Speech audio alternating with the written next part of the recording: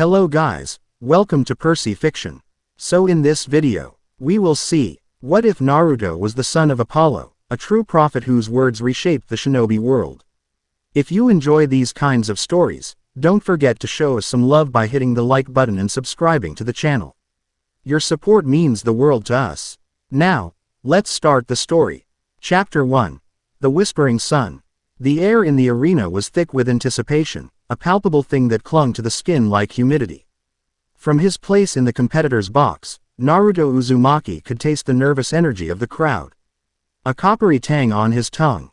He leaned against the railing, arms crossed, and watched the field below. The grass, meticulously maintained, was a vibrant green, stark contrast to the drab gray of the stadium walls. It was the final round of the Chunin exams, and the entire village, it seemed, was holding its breath. Sasuke, ever the stoic, stood beside him, his expression unreadable. Sakura, a few feet away, was wringing her hands, her gaze fixed on the scoreboard. The names of the next two competitors flashed into view, stark white against the black background, Neji Hyuga and Hinata Hyuga. A murmur went through the crowd. A battle between members of the same clan, and the main branch at that. This was going to be interesting. Naruto felt a familiar thrum of energy in his chest. A low hum that was always there, just beneath the surface. It wasn't the potent, fiery chakra of the nine-tailed fox sealed within him. This was something else, something golden. It was the whisper of his father, a god he had never known, a voice that spoke not in words, but in visions and feelings, a premonition of what was to come. He saw it then, a fleeting image in his mind's eye, a bird. Its wings clipped, struggling in a cage of its own making. Then, a second image, a pair of brilliant, white wings, unfurling in defiance. He didn't understand what it meant, not completely. But he knew it was important. He knew it was a prophecy. The caged bird will learn to fly on borrowed wings, he said, his voice barely a whisper. Sasuke glanced at him, a flicker of curiosity in his dark eyes. What was that? Naruto just shook his head, his gaze fixed on the field. The two Hyuga cousins were facing each other, their stances identical, their expressions grim. The proctor raised his hand. And the match began. It was a brutal display of the Hyuga's gentle fist style, a whirlwind of precise, disabling strikes. Neji was relentless, his movements fluid and deadly. Hinata, smaller and less confident, was on the defensive from the start, her every block and parry a desperate attempt to stay in the fight. It's over, Sasuke said, his tone flat. She can't win. But Naruto wasn't so sure. He could see the golden energy gathering around Hinata, a faint, almost imperceptible aura. It was his energy, he realized, his prophecy taking root. He had spoken the words, and now, reality was bending to his will. Just watch, he said, a slow smile spreading across his face. On the field, something shifted. Hinata, her face a mask of determination, began to move differently. Her strikes were no longer just defensive.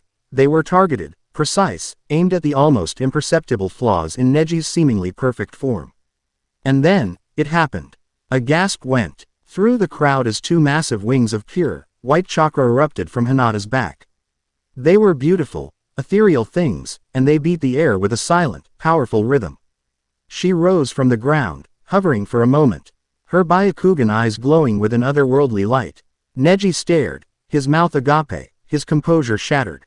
He had never seen such a technique, had never even imagined it was possible. He was the prodigy, the genius, the one destined for greatness. And yet, here was his cousin, the weak, timid girl he had always looked down upon, defying the laws of nature, defying their clan's destiny. The fight was over in a matter of seconds. Hinata, with her newfound aerial mobility, was untouchable. She moved with a grace and speed that Neji couldn't match, her strikes landing with pinpoint accuracy. He was defeated, not by superior skill or strength, but by a miracle. The crowd was in an uproar. The Hokage, watching from his seat of honor, leaned forward, his eyes wide with a mixture of awe and concern. The other cage, seated beside him, were whispering amongst themselves, their expressions a mixture of disbelief and calculation. In the competitor's box, Sasuke and Sakura were speechless. They looked from the defeated Neji to the triumphant Hinata, and then to Naruto, who was leaning against the railing, a look of quiet satisfaction on his face. "How did you know?" Sakura asked, her voice hushed. Naruto just shrugged. "I just had a feeling." He didn't tell them the truth, of course. He couldn't. How could he explain that he was the son of a god, that his words could reshape reality? They would think he was crazy, or worse, they would be afraid of him. And so, he kept his secret, a heavy weight in his chest. The rest of the exams were a blur. Naruto fought with a newfound confidence. His movements precise, his jutsu powerful. He defeated his opponents with an ease that surprised everyone, including himself. It was as if the prophecy he had spoken for Hinata had unlocked something within him, a deeper understanding of his own power. He won the tournament, a feat that no one had expected. The crowd cheered, his friends celebrated, and for a brief, shining moment, he felt like a hero. But as he stood on the podium, the Hokage placing the Chunin vest on his shoulders, he couldn't shake the feeling of unease. He could feel the eyes of the cage on him, their gazes heavy with suspicion and greed. They had seen what he could do, and now they wanted a piece of it. He was no longer just a promising young shinobi, he was a weapon, a tool to be used and controlled. That night, as he lay in his bed, staring at the ceiling, he had another vision. This one was different, darker. He saw a man with a snake-like face, his eyes filled with a cold, calculating intelligence. He saw a cave, filled with the tortured screams of countless victims. And he saw a symbol, a circle with 3 interlocking tomo, the mark of the Uchiha clan. He didn't know what it meant, but he knew it was a warning. A storm was coming, a darkness that threatened to engulf the entire shinobi world. And he, Naruto Uzumaki, the son of Apollo, the sun's oracle, was standing right in its path. The next morning, he was summoned to the Hokage's office. The old man was sitting behind his desk, his expression grave. Kakashi, his sensei, was there as well, leaning against the wall with his arms crossed. "Naruto," the Hokage said, his voice heavy. "We have a mission for you." Naruto's heart skipped a beat. He knew what was coming. The vision had been a prophecy, and now, it was about to come true. "There have been a series of disappearances in the land of sound," the Hokage continued. "We believe Orochimaru is behind it." Orochimaru, the snake-like man from his vision. It was all starting to make sense. "We want you and your team to investigate," the Hokage said. "But be careful, Naruto. This is a dangerous mission. Orochimaru is not to be underestimated." Naruto nodded, his expression grim. He understood the risks, but he also knew that he had no choice. He was the only one who had seen the darkness coming, and he was the only one who could stop it. As they left the office, Kakashi placed a hand on his shoulder. "Are you all right, Naruto? You seem different." Naruto looked at his sensei, his gaze steady. "I'm fine. Just ready." Kakashi studied him for a moment, then nodded. "Good, let's go." They gathered their gear and met Sasuke and Sakura at the village gates. The sun was just beginning to rise, casting a golden glow over the village. It was a beautiful morning. But Naruto couldn't appreciate it. His mind was filled with the images of his vision, the screams of the tortured, the cold, calculating eyes of Orochimaru. He knew that this mission was more than just an investigation. It was a test, a trial by fire. And he knew, with a certainty that chilled him to the bone, that not everyone would be coming back. The journey to the land of sound was tense and silent. The 4 of them moved through the trees with a practiced ease, their senses on high alert. The land of sound was a desolate, unforgiving place, a land of rock and sand and twisted, skeletal trees. It was a fitting home for a man like Orochimaru. They found the cave on the 3rd day. It was hidden in a narrow canyon, its entrance concealed by a clever genjutsu. But Naruto's divine senses were not so easily fooled. He could feel the malevolent chakra emanating from within, a cold, cloying presence that made his skin crawl. "This is it," he said, his voice low. Kakashi nodded. "All right, team. You know the plan. We go in, we find out what Orochimaru is up to, and we get out. No unnecessary risks." But Naruto knew that it wouldn't be that simple. He could feel the prophecy taking shape. The threads of fate converging on this one, desolate place. There would be risks, and there would be sacrifices. It was inevitable. They entered the cave, there. footsteps echoing in the oppressive silence. The air was thick with the smell of death and decay, and the walls were lined with cells, their iron bars rusted and bent. Most of the cells were empty, but in some, they found the desiccated remains of Shinobi, their bodies twisted in agony. As they ventured deeper into the cave, the psychic echoes of the victims began to assault Naruto's mind. He could hear their screams, feel their pain, their terror. It was a symphony of suffering, and it threatened to overwhelm him. He staggered, clutching his head, a cry of anguish escaping his lips. Kakashi was at his side in an instant, his hand on Naruto's shoulder. "Naruto, what is it?" "The voices," Naruto gasped. "I can hear them, all of them." Suddenly, a figure emerged from the shadows. It was Orochimaru, a cruel smile on his snake-like face. "So, the little oracle has come to visit me," he said, his voice a sibilant hiss. "I've been expecting you." Behind him, a dozen shinobi appeared, their eyes dull and lifeless. Their movements robotic. They were Orochimaru's puppets, the reanimated corpses of the shinobi he had experimented on. "I'm afraid you've stumbled upon something you shouldn't have," Orochimaru said, his smile widening. "But don't worry, you'll make a fine addition to my collection." The reanimated shinobi attacked, their movements silent and deadly. Team 7 fought back, a desperate, chaotic battle in the echoing darkness of the cave. But they were outnumbered, and their opponents were relentless, unfeeling machines of death. Naruto watched in horror as Sakura was struck down, a kunai buried in her shoulder. He saw Sasuke, cornered and overwhelmed, fighting for his life. And he saw Kakashi, his Sharingan blazing, but even he was being pushed back. A wave of rage, hot and blinding, washed over Naruto. It was the rage of the Nine Tails, but it was also his own, a righteous fury at the injustice, the cruelty, the sheer, unadulterated evil of it all. He closed his eyes, and the golden energy within him, the power of his father, surged to the surface. He felt the words welling up inside him, a prophecy of destruction, a judgment on this place of death and despair. "This tomb of forgotten souls will find its final rest in the heart of the earth," he roared, his voice echoing with a divine power. The cave began to tremble. The walls cracked, and the ceiling began to crumble. Orochimaru's eyes widened in disbelief. He had underestimated the boy, had underestimated the power he wielded. "No!" he shrieked, as a massive boulder fell from the ceiling, crushing his reanimated puppets. "This cannot be." He disappeared in a swirl of leaves, a last, desperate escape. The cave was collapsing around them, and Team 7 was trapped. "Naruto, what have you done?" Kakashi yelled, as he struggled to free Sakura from the rubble. But Naruto didn't answer. He was focused, his mind clear, his purpose singular. He had to get them out, had to save his friends.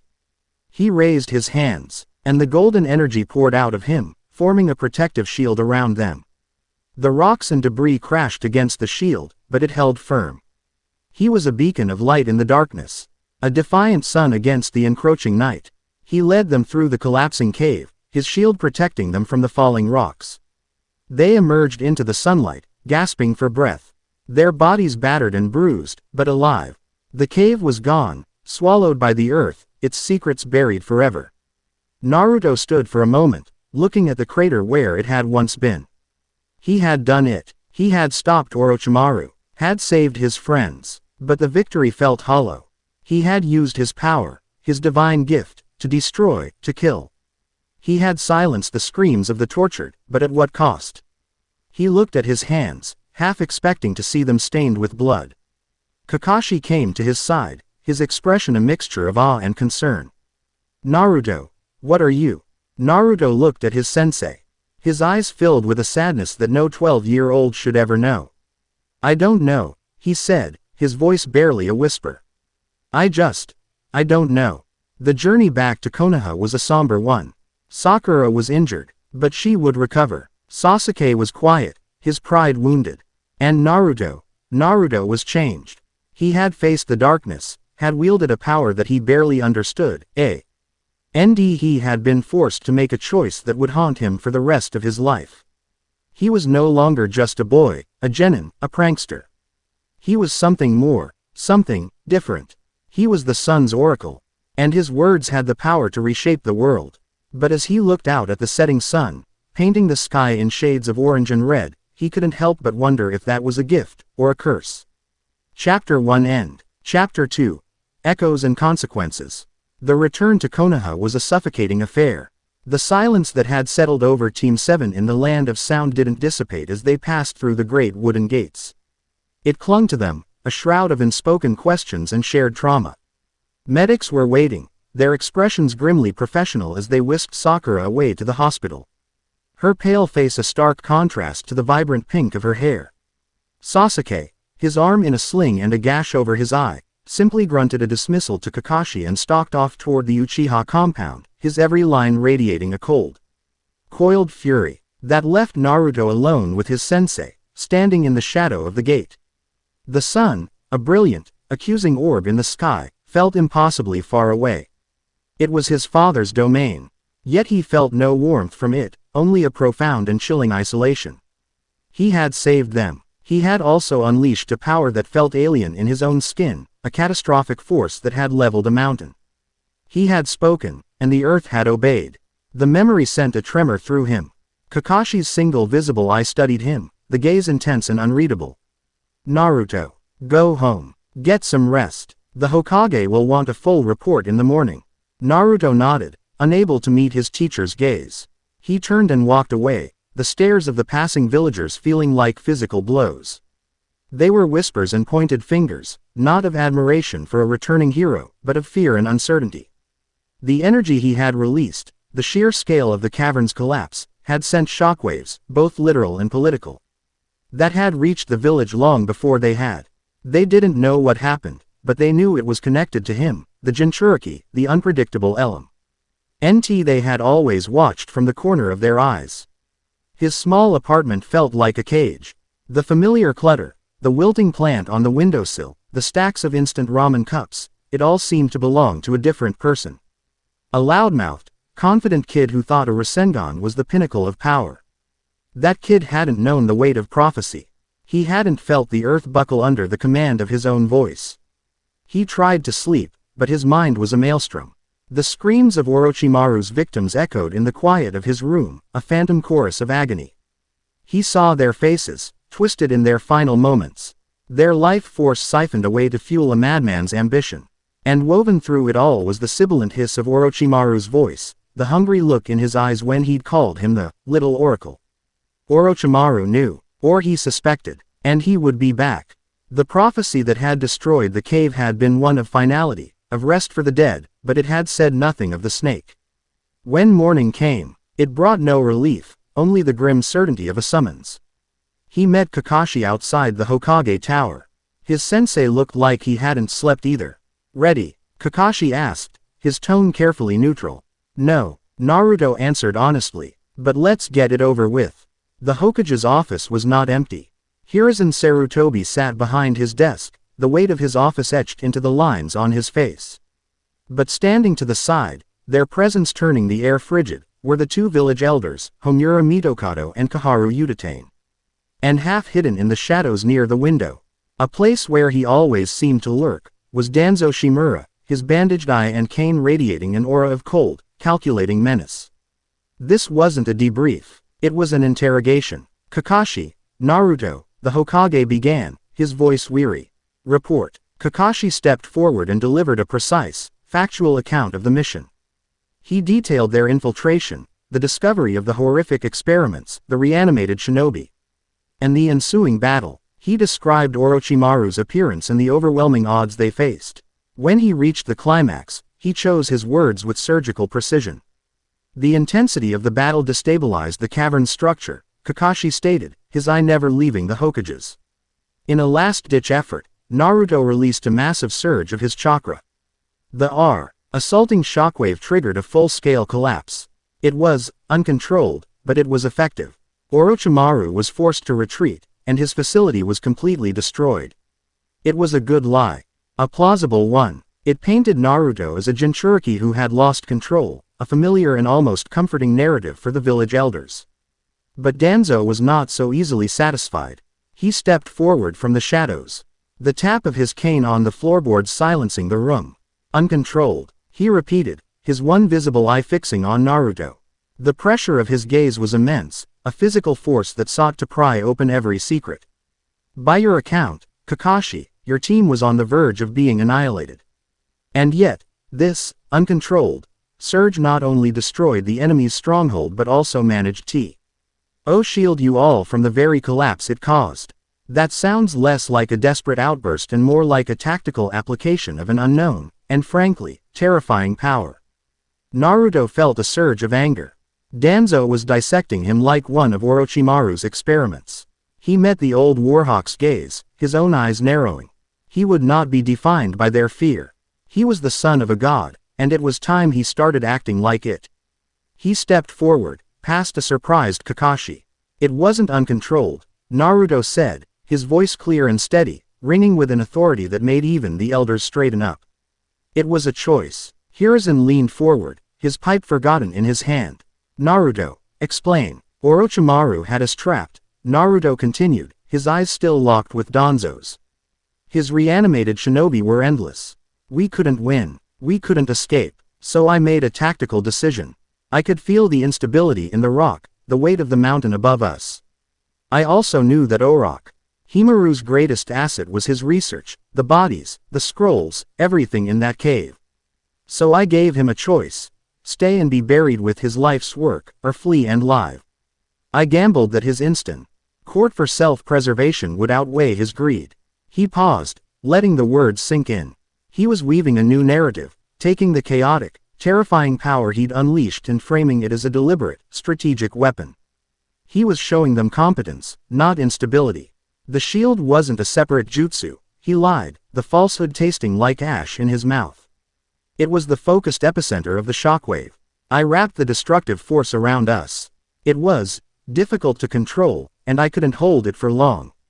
But it worked. The room was silent. Homura and Kaharu exchanged uneasy glances. They were used to the unpredictable Jinchuriki. This cool, strategic prodigy was someone new and far more dangerous. Kakashi's visible eye was wide with shock, but a flicker of pride was there as well. Danzo's eye narrowed. A power that can level a mountain on command, he mused, his voice dangerously soft. A power you have conveniently never demonstrated before. Where does it come from, boy? Is this another gift from the Nine Tails? The fox's chakra is hatred and rage. It burns red, Naruto said, his voice dropping, taking on a resonant quality. He held up a hand, and for a fleeting second, a soft golden light shimmered around his fingers. My power is different. It's my own. The display was brief, but it was enough. The elders flinched back. The Hokage's eyes widened. This was no demonic chakra. It was something else entirely. I see, Hiruzen said slowly, his mind racing through 1,000 possibilities. Naruto, your actions, while extreme, saved your team and dealt a significant blow to one of our greatest enemies. However, the nature of this ability is a matter of village security. Until we understand it better, you are to be placed under observation. For your own protection, and for ours. It was the best outcome he could have hoped for. It wasn't a punishment, but it wasn't freedom either. He was a piece on the shogi board, one they didn't know how to play yet. I understand, Lord Hokage, Naruto said, giving a respectful bow. As he and Kakashi turned to leave, he felt Danzo's gaze on his back, cold and calculating. He had won the argument, but he had also made a powerful enemy. The game had changed. The Uchiha compound was a ghost town, a silent monument to a massacre. Sasuke stood in the doorway of his family's home, the dust motes dancing in the afternoon light. He had come here after leaving the hospital, seeking the familiar emptiness that both tormented and motivated him. But today, it offered no comfort. All he could see was Naruto, standing amidst the rubble of a collapsing mountain, wreathed in a golden light that had dwarfed even Kakashi's Chidori. He heard footsteps behind him and turned to see Naruto standing there, his expression unreadable. What do you want? Sasuke asked, his voice sharp. To talk, Naruto said simply, walking past him into the deserted house. Sasuke followed, his hand resting near the kunai pouch on his leg. There's nothing to talk about. You have your power, I have my path. They don't intersect. That's where you're wrong, Naruto said, turning to face him in the main dojo. The Uchiha fan. Emblem on the wall seemed to watch them, a silent judge. What you saw in that cave, you want it, don't you? Power like that. Sasuke's eyes flashed with the Sharingan, 3 tomo spinning in a crimson field.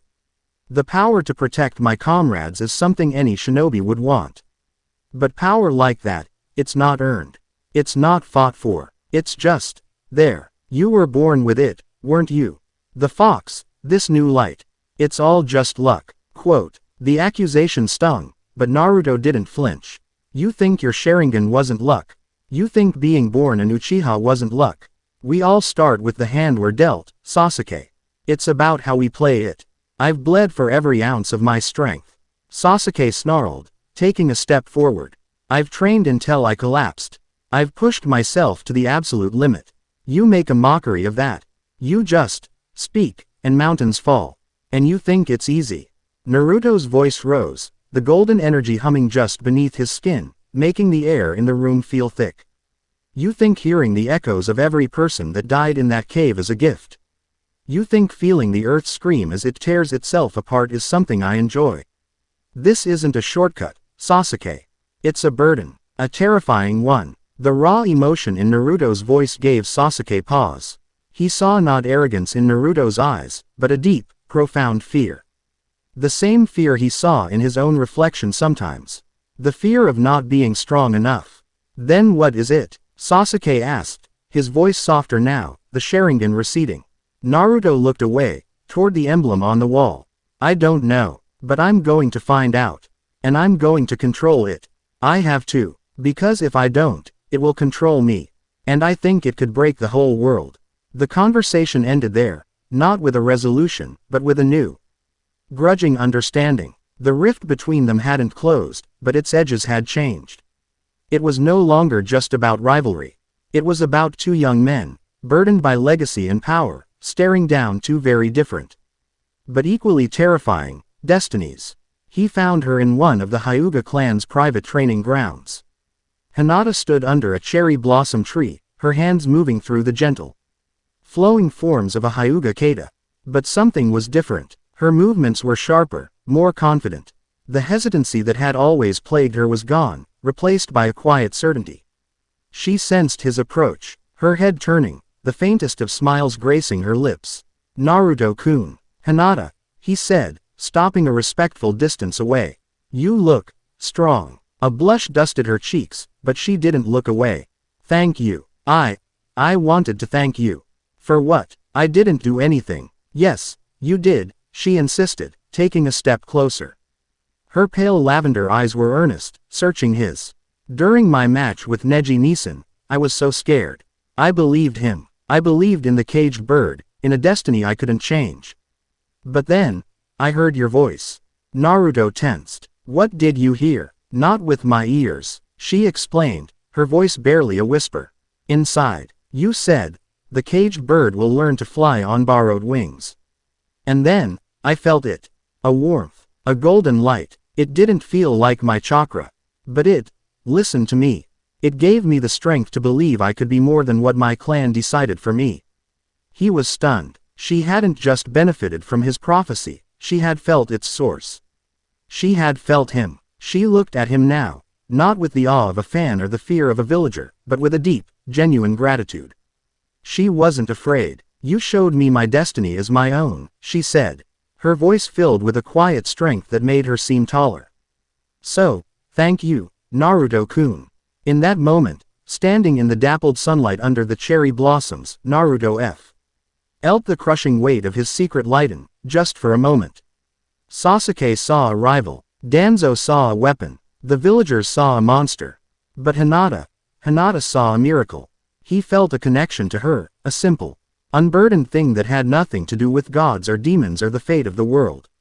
It was just human. You're welcome, Hinata, he said, a real, honest smile reaching his eyes for the fur. Same time since he'd left for the land of sound. The training ground was a field of craters and splintered trees. Kakashi wanted to see the power again, to understand it, to find a way to train it. But it wouldn't come. Naruto pushed his chakra, focused his will, and even tried to replicate the desperate rage he'd felt in the cave. Nothing. The golden energy remained dormant, a sleeping giant within him. "It's no use, sensei," Naruto said, panting as he slumped to the ground. "It's not like ninjutsu. I can't just call it." Kakashi sealed his Ika book and looked at his student thoughtfully. "In the cave, you were under extreme emotional and physical distress. During the Chunin exams, you were focused on Hinata's struggle, on the concept of fate. It seems your ability isn't tied to hand signs or chakra molding. It's tied to your will, your convictions. When you truly believe something needs to happen, when you put the full force of your intent behind it, you speak it into existence." The insight struck Naruto like a bolt of lightning. A true prophet. His words reshaped the world. It wasn't about casting a jutsu, it was about imposing his reality on the world around him. "But that's insane," Naruto breathed. "How do you train something like that?" "You don't train the power," Kakashi said, his eye crinkling in a smile. "You train the man who wields it. We work on your emotional control, your strategic thinking, your understanding of cause and effect. This power makes you more than a shinobi, Naruto. It makes you a force of nature. And a force of nature without control is just a disaster." As Kakashi spoke, Naruto's vision blurred. The training ground faded, replaced by a maelstrom of terrifying images. He saw a sky of burning gold, littered with shattered constellations. He saw a throne, not of stone, but of solidified light, cracked and broken. Upon it sat a figure clad in obsidian armor that seemed to drink the very light from the air. The figure's face was hidden behind a helm shaped like a snarling wolf, but Naruto could feel the immense, ancient amusement radiating from it. A voice, cold as the void between stars, echoed in his mind, not in words, but in pure, telepathic concepts. "Stolen light. Little pretender. A son of the broken sun plays with fireflies while the true darkness gathers. We are coming for the debt your father owes." The vision shattered, and he was back on the ground, gasping, the grass damp with a cold sweat. "Naruto." Kakashi was crouched over him, his expression alarmed. "What happened? Was it the fox?" Naruto shook his head, his heart hammering against his ribs. "No, it was something else. Something older, colder." He knew then that Orochimaru was not the storm. He was just the first drop of rain. A much larger, more terrible conflict was brewing. One that stretched beyond the shinobi nations, beyond the mortal plane itself. An anti-deity task force. A god-level enemy. The whispers in his vision, they were coming for him. For his father's legacy. He pushed himself to his feet, a new, steely resolve hardening his features. He couldn't afford to be a confused kid anymore. He couldn't wait for answers to find him. That evening, he stood before the Hokage once more. Hiruzen looked tired, the endless paperwork of his office a testament to a world that never slept. "Lord Hokage," Naruto said, his voice ringing with the same authority he'd shown in the council meeting. "My observation period is a waste of time if we don't know what we're observing. I can't control this power because I don't understand it. It's not in any standard chakra textbook." "What are you proposing, Naruto?" Hiruzen asked, his interest piqued. "I need knowledge. I need access to the Forbidden Scroll depository. Not just the jutsus, but the rest of it. The histories, the legends, the clan records that are sealed away.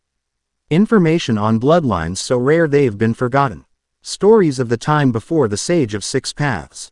If my power isn't from this world of shinobi, then its origins must lie in the world that came before." It was an unprecedented request. That library was the village's most tightly guarded secret, containing knowledge deemed too dangerous for anyone, even most Jonin.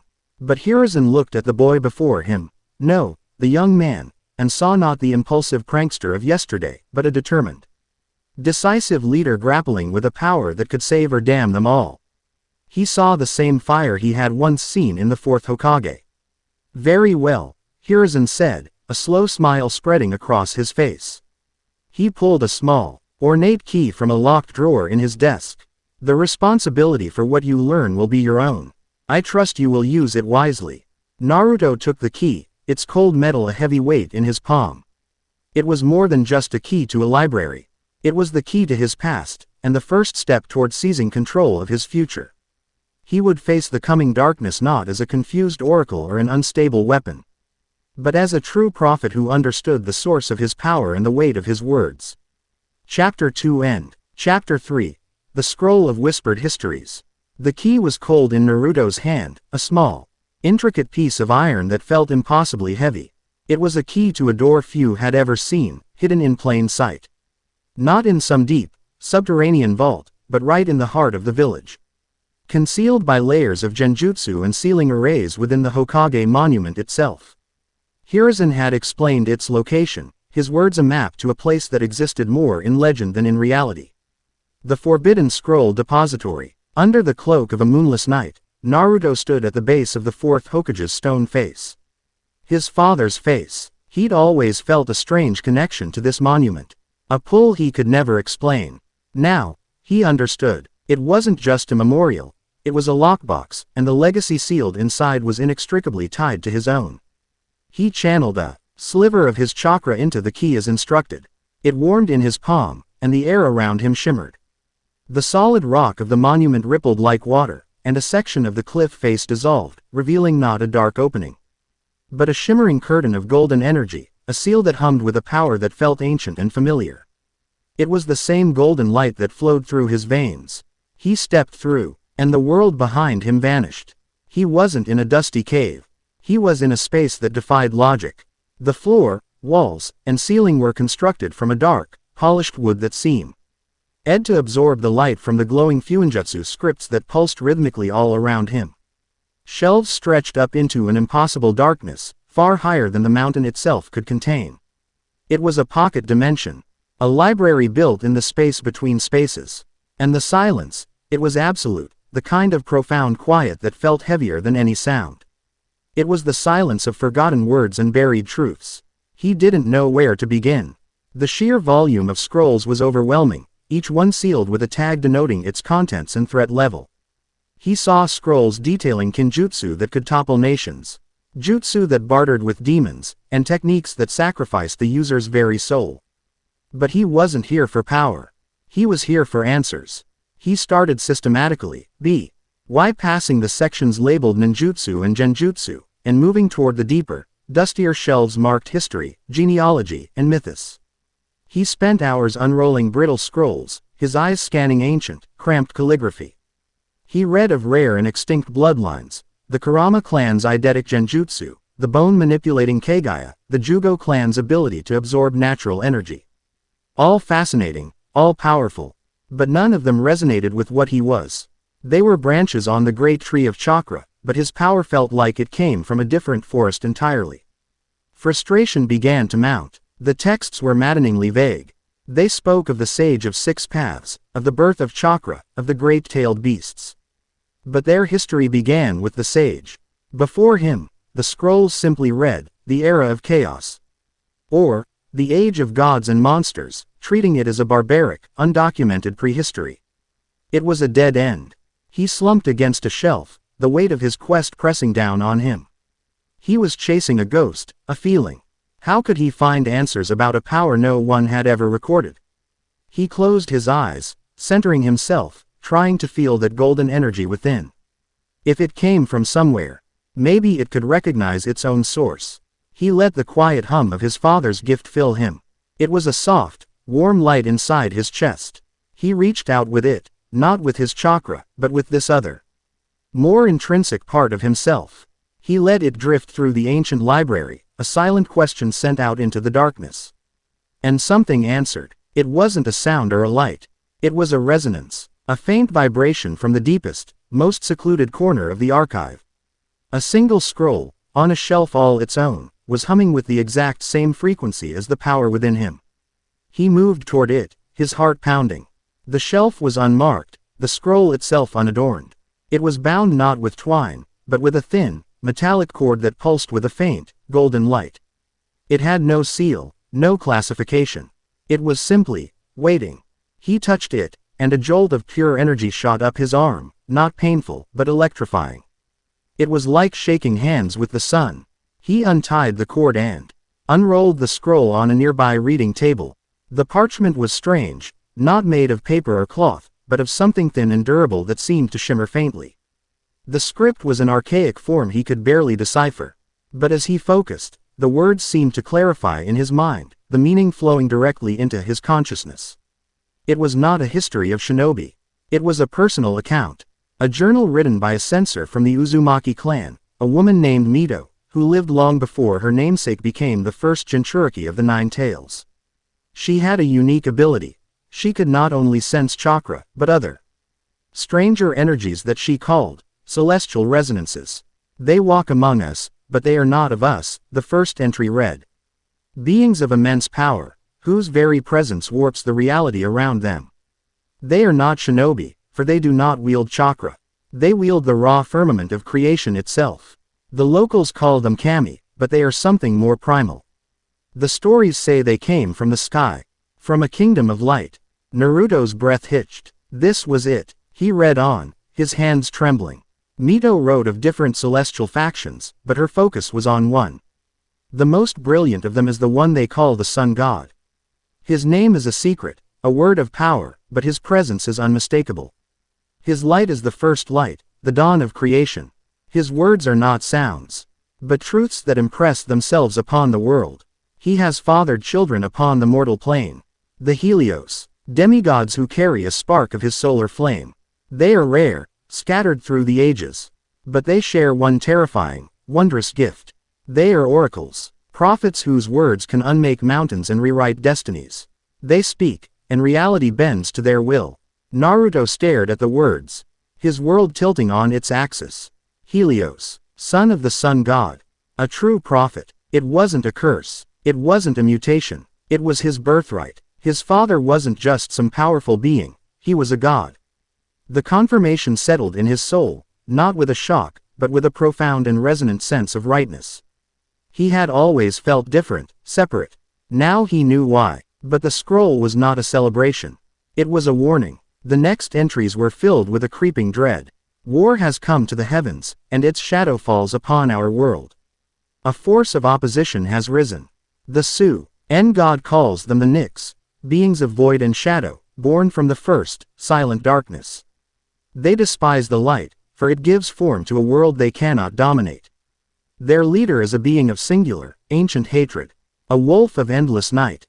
He was the sun god's shadow, his opposite, and he has raised an army to devour the celestial kingdom and plunge all of creation into an eternal, starless twilight.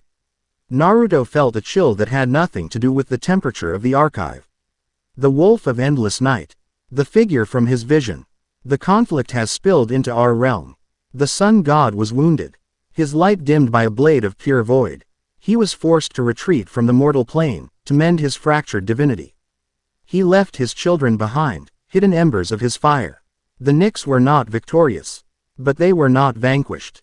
They were scattered, sealed in the dark, forgotten corners of the world by the last of the sun god's power. But seals weaken, shadows stir, and the wolf of endless night swore a final, binding oath. To hunt down every last Helios, to extinguish every spark of his enemy's light, and to collect the debt he is owed in blood and fire. The scroll ended there. The final words seemed to hang in the air, a prophecy of their own. The debt will be paid. The hunt has begun. This wasn't just a history. It was his future. Fascinating. The voice was A.S. Heart of ice in the silent warmth of the library. Naruto spun around, a kunai in his hand before he'd even processed the sound. Danzo Shimura stood at the end of the aisle, leaning on his cane. His Anbu root guards were nowhere to be seen. He was alone, and he had made no sound. He had bypassed the Hokage's personal seals to get in here. The implication was terrifying. How did you get in here? Naruto demanded, his stance low, ready. There are more ways into a cage than through the front door, Danzo said, his one eye scanning the ancient scroll on the table. Especially a cage designed to hold secrets. The question is not how I got in, but what I've found now that I'm here. You have been busy, and you've found something far more interesting than a new jutsu. Danzo took a slow step forward, his gaze never leaving Naruto. I have had you under surveillance since your return, Naruto. Your performance in my office was intriguing. You showed not the impulsiveness of a child, but the calculation of a seasoned shinobi. You are not the boy you were. This power has changed you. And I must understand what you are becoming. What I'm becoming is none of your concern, Naruto shot back. the golden energy beginning to hum around him, a subconscious threat display. But it is, Danzo countered, his voice smooth and unyielding. Anything that can level a mountain on a whim is the concern of everyone in this village. You are the single greatest strategic asset, or the most catastrophic liability, that Konoha has ever possessed. I will not allow you to remain an unknown variable. He gestured with his cane toward the scroll. That text, it speaks of your origins, doesn't it? Of the source of this, divine power. The way he said, divine, was a sneer, the disbelief of a man who only believed in what he could control. What he could cut, and what he could bury. You won't get anything from me, Danzo. Oh, I think I will, the old man said, a faint, chilling smile on his lips. Because you need me, just as I need you. You may have the power of a god, boy, but you have the knowledge of a child. You are being hunted. I can feel it in the whispers from my agents across the continent. Powers are stirring that have been silent for centuries. You are a beacon, and you have just lit a fire that will draw every monster from the shadows. You cannot face them alone. Naruto's grip on his kunai tightened. He hated that the man was right. The scroll had told him as much. What do you want? Naruto asked, his voice a low growl. Cooperation. You will share your findings with me. In return, my root network will become your eyes and ears. We will find your enemies before they find you. I will provide you with the resources, the training, and the political protection you need to master this power. Together, we will forge you into the ultimate shield for Konoha. Forge him into a weapon. That's what he meant. Naruto saw the path Danzo was laying out for him, a gilded cage, where his power was used to serve Danzo's vision of the village's future. My power doesn't serve a village, Danzo, Naruto said, his voice ringing with the clarity of his newfound purpose. He had been born of something greater than Konoha, and his destiny would not be shackled by it. It serves my will. And my will is to protect people. All people, not just the ones who live inside these walls. Danzo's smile faded. He saw it then. The unshakable, unwavering conviction. This boy could not be bent. He could not be molded. He could only be pointed in a direction and unleashed. A noble, but foolish sentiment. Danzo said coldly, the world is not so kind. You will learn that soon enough. He turned, the tap of his cane echoing in the vast, silent space. But my offer stands. When the wolves are at your door, you will find my hand is the only one extended to you. With that, he was gone, melting back into the shadows from which he came, leaving Naruto alone with the terrible, world-shattering knowledge of what he was, and what was coming for him. In a land where the sun never shone, a blighted, gray waste under a sky of perpetual twilight, a throne of jagged obsidian sat upon a peak of black rock. Upon it sat a figure clad in armor the color of a starless midnight, its surface seeming to devour the faint, gray light. A helm shaped like the skull of a great, snarling wolf concealed his face. This was Lysoun, the wolf of endless night. A lesser creature, a being of shifting shadows and too many eyes, materialized before the throne, kneeling low. My lord Lysoun, it hissed, its voice a chorus of whispers. Lysoun did not move, but his presence dominated the landscape, a gravity well of pure, ancient malice. Speak. The command was not spoken, it was felt, a wave of cold that frosted the very air. It is as you foresaw. A new Helios has awakened in the mortal realm. His first true prophecy was significant. He erased a den of one of the serpent's children and the mountain that housed it. The mortal world is unsettled. The energy signature was unmistakable. It is the blood of our enemy. For the first time in an age, a low, rumbling sound echoed from within the wolf helm. It was a sound of deep, chilling amusement. A predator's chuckle. The sun has cast a new spark into the darkness, Lysoun's voice echoed across the desolate plains. A foolish, arrogant gesture. An insult to the pact of our stalemate. He rose from his throne, his obsidian armor groaning like grinding glaciers. He was immense, a being of terrifying scale and power. The debt my brother, the sun god, owes me will be paid. For every year I have spent in this gray wasteland, I will take a century of his world's light. For every one of my children he sealed, I will extinguish one of his precious stars. He raised a gauntleted hand, and a wicked spear of solidified shadow materialized in his grasp, its tip a point of absolute nothingness. And for the wound he gave me, I will start by taking his son. Lysound's voice dropped to a predatory whisper that carried on the cold, dead wind. Let the hunt begin. Chapter 3 End. Chapter 4. A Hunt in the Land of Waves. Knowledge from the scroll didn't bring peace.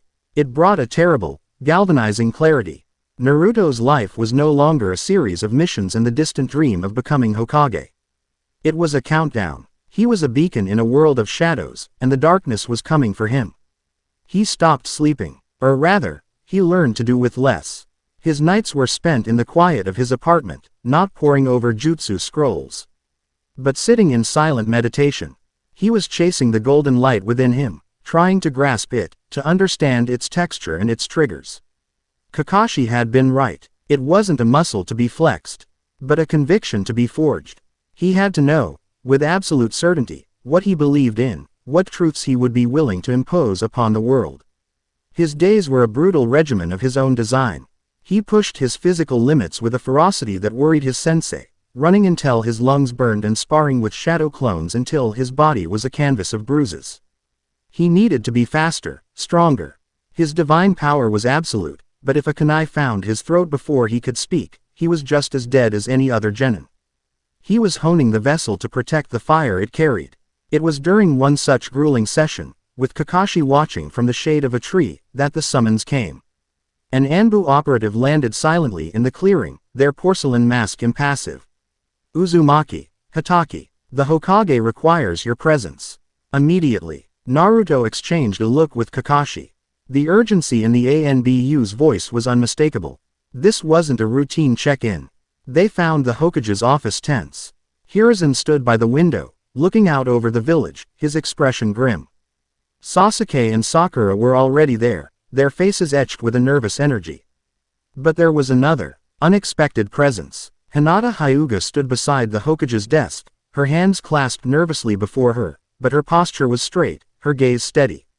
She was no longer hiding in the background. Thank you for coming on such short notice, Hiruzen said, turning from the window. He gestured to a map unrolled on his desk. It was the Land of Waves. We have received a distress call from our ally, Tazuna. A strange affliction is sweeping through the towns and villages. It is not a plague of the body, but of the spirit. He paused, letting the weight of his words settle. People are being found in their homes. In the streets, alive but empty. Their chakra is dormant, their will to live completely gone. They are little more than breathing shells. The local medics are baffled, and the populace is terrified. Sakura stepped forward, her brow furrowed. A spirit affliction. Could it be a large-scale genjutsu? It was our first thought, Hiruzen conceded. But there is no discernible chakra signature. No illusion to be broken. It is as if the very soul of the victims has been consumed. Naruto felt a cold dread snake its way up his spine. This was it. It was starting. This wasn't a shinobi mission. It was a hunt. Tazuna has requested our help, the Hokage continued. Normally, I would send a specialized tracking and sensory unit. However, considering the unusual nature of this threat, and the events of your last mission, I believe Team 7 is uniquely suited to investigate. He then turned his gaze to Hinata.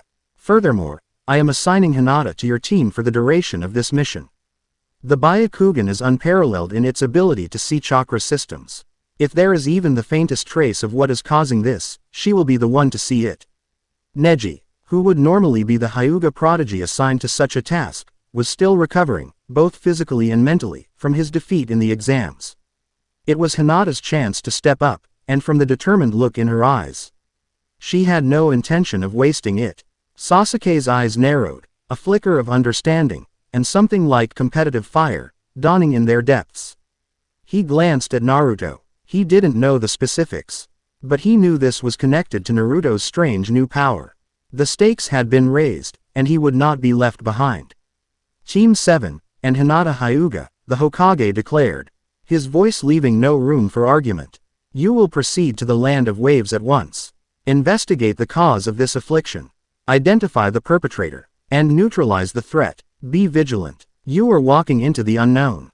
The Land of Waves was a different place from the one they had left behind. The Great Naruto Bridge, a proud testament to their first real mission, now spanned the channel. A bustling artery of trade and commerce. The town was more prosperous, the buildings repaired and new ones constructed. But beneath the surface of this newfound prosperity was a thick, cloying atmosphere of fear. The streets were half empty, the windows of many homes shuttered. The joyful noise of a liberated nation had been replaced by a hushed, fearful silence. Tizuna met them at the entrance to the town. The master bridge builder looked years older, the lines on his face carved deeper by worry. "You came," he said, his voice raspy with relief. Thank you. Inari, no longer a crying child but a tall, somber teenager, stood behind him, his fists clenched. "You have to stop it," he said, his voice cracking. "It took our neighbor last night. He just gave up. He's sitting in his workshop, staring at the wall. He won't eat. He won't speak." The team was led to one of the first victims, a fisherman who had been found in his boat, drifting aimlessly. The man lay in a bed, his eyes open and vacant, his chest rising and falling in a shallow, automatic rhythm. Sakura immediately went to work, her hands glowing with the green light of the mystic palm technique. She scanned his body, her expression growing more and more perplexed. "It's just like Lord Hokage said," she murmured, more to herself than to the others. "Physically, he's fine, malnourished, dehydrated, but no injuries, no sign of disease. His chakra coils are intact, but they're inert. It's like the pilot light has gone out." Hinata stepped forward, her hands forming a seal. Byakugan. The veins around her temples bulged as her sight expanded beyond the physical realm. She looked at the man, and a sharp gasp escaped her lips. "What is it, Hinata?" Naruto asked, his voice low. "His chakra network, it's there, but it's faint. Like a ghost," she whispered, her eyes wide with a mixture of awe and horror. "And all over him, clinging to his coils, is a residue. It's not chakra. It's nothing. A black, light-devouring substance. It's like a stain of pure emptiness. Emptiness. A void." The words resonated with the warnings from the scroll. The Nyx. While the medical and sensory experts did their work, Sasuke was outside. His Sharingan active, he was scanning the ground, the rooftops, the tree line, every detail absorbed and analyzed by his prodigious visual prowess. He was looking for clues a normal tracker would miss. "Here," he called from the end of the pier. The others joined him. He pointed to the wooden planks. To a normal eye, there was nothing. But with his Sharingan, he had noticed a faint, almost imperceptible disturbance. Scuff marks. But not from a boot or a sandal. And look, he pointed to the edge of the pier. Splinters. Something heavy, with sharp points, was here. Naruto knelt, not looking, but feeling. He closed his eyes and reached out with his senses, not his chakra sense, but the divine sense that was his birthright. He could feel the lingering sigh, chic impression of the victim's final moments of consciousness. He felt a wave of crushing, hopeless despair, a weariness so profound it was a physical weight. And beneath it, a cold, predatory hunger that was utterly alien. "It's a hunter," Naruto said, standing up, his blue eyes hard as chips of ice. "It doesn't kill the body. It hunts the spirit. It feeds on will, on hope." Kakashi looked at his three students, Sakura with her medical analysis, Hinata with her supernatural sight, Sasuke with his forensic investigation, and Naruto with his prophetic intuition. They were working in concert, each providing a crucial piece of a puzzle that none of them could solve alone. "All right," Kakashi said, his tone all business. "We have our first profile of the enemy. It's a predator. It leaves tracks. It leaves a unique spiritual residue. And it's drawn to strong-willed individuals. So we give it a target it can't resist." All eyes turned to Naruto. He was the brightest fire on this island. Night fell like a shroud. The team took up positions on the roof of Tizuna's house, overlooking the central plaza of the town. It was deathly quiet. The plan was simple, and dangerous. Naruto would act as bait. He sat in the middle of the plaza, meditating, but projecting his inner light not as chakra, but as raw, unfiltered life force, a bonfire of willpower in a town of dying embers. The wait was agonizing. Hours passed. The moon traced its silver path across the sky. Then, the temperature dropped. A sudden, unnatural chill swept through the plaza, leaching the warmth from the air. The few remaining lamps flickered and died. A shadow detached itself from the deeper shadows of an alleyway. It wasn't a man or a beast. It was a shifting, semi-corporeal mass of darkness, roughly the size of a large wolf. But without a fixed form. It seemed to writhe, its edges dissolving into wisps of black smoke. 2 points of cold, dead light ignited within its mass, eyes that radiated not malice, but a bottomless, soul-crushing apathy. An Umbra hound. On the roof, Hinata clapped a hand over her mouth, her Byakugan showing her the terrifying truth. The creature was made of the same void stuff she had seen on the victims, a living, moving blot of pure nothingness. As it moved toward Naruto, a palpable aura of despair washed over the team. It was a psychic assault, a wave of hopelessness that targeted their deepest insecurities. Sakura felt a crippling sense of her own weakness, the memory of her near death in Orochimaru's cave flooding her mind. Sasuke felt his quest for revenge turn to ash in his mouth, the goal suddenly seeming childish and meaningless. Kakashi felt the ghosts of Obito and Rin rise before him, the weight of his failures threatening to buckle his knees.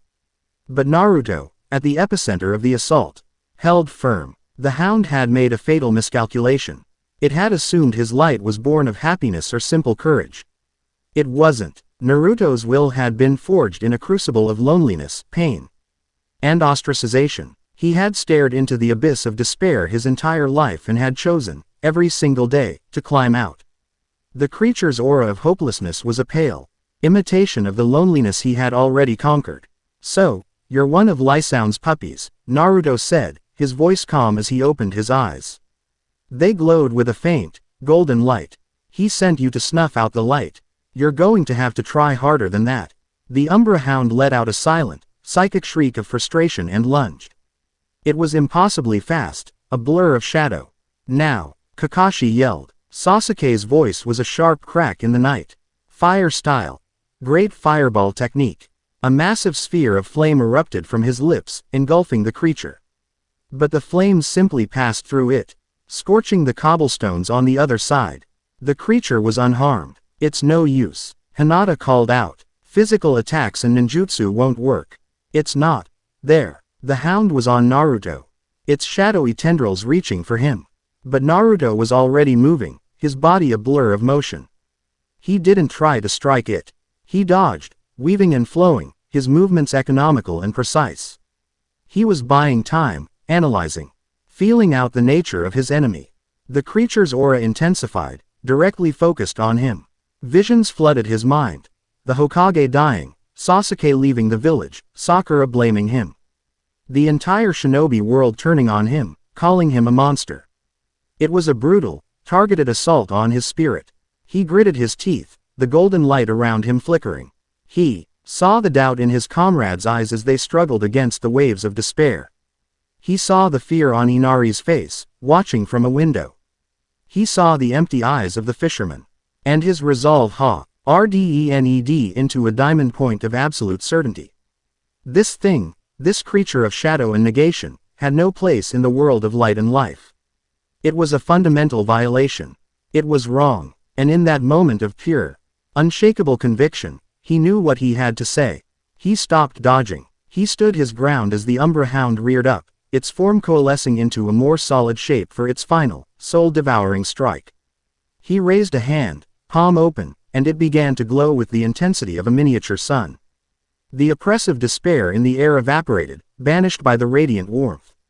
"You are a creature of shadow," Naruto declared, his voice not loud, but resonant, each word an undeniable truth that hammered itself into the fabric of reality.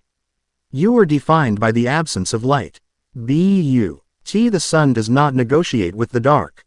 It simply is." He clenched his fist. "Light casts out all shadows. Be undone." It was not an explosion. It was an unraveling. The golden light didn't blast the Umbra hound, it infused it. The creature of pure void, of pure negation, had no defense against the pure, conceptual truth of existence and light. It tried to hold its form, but it was like trying to hold water in a sieve. It let out a piercing, soundless scream that vibrated in their very bones, and then it simply dissolved, its shadowy form breaking apart into motes of black dust that air incinerated by the lingering golden radiance. In seconds, it was over. The plaza was silent. The oppressive cold was gone, replaced by the gentle, lingering warmth of Naruto's power. He stood, breathing heavily. the light around him slowly fading. On the rooftop, the team stared, speechless. They hadn't just witnessed a new jutsu. They had witnessed a miracle. In homes across the town, the soulless victims stirred. A flicker of consciousness returned to their eyes. The fisherman took a deep, shuddering breath, as if waking from a nightmare that had lasted an eternity.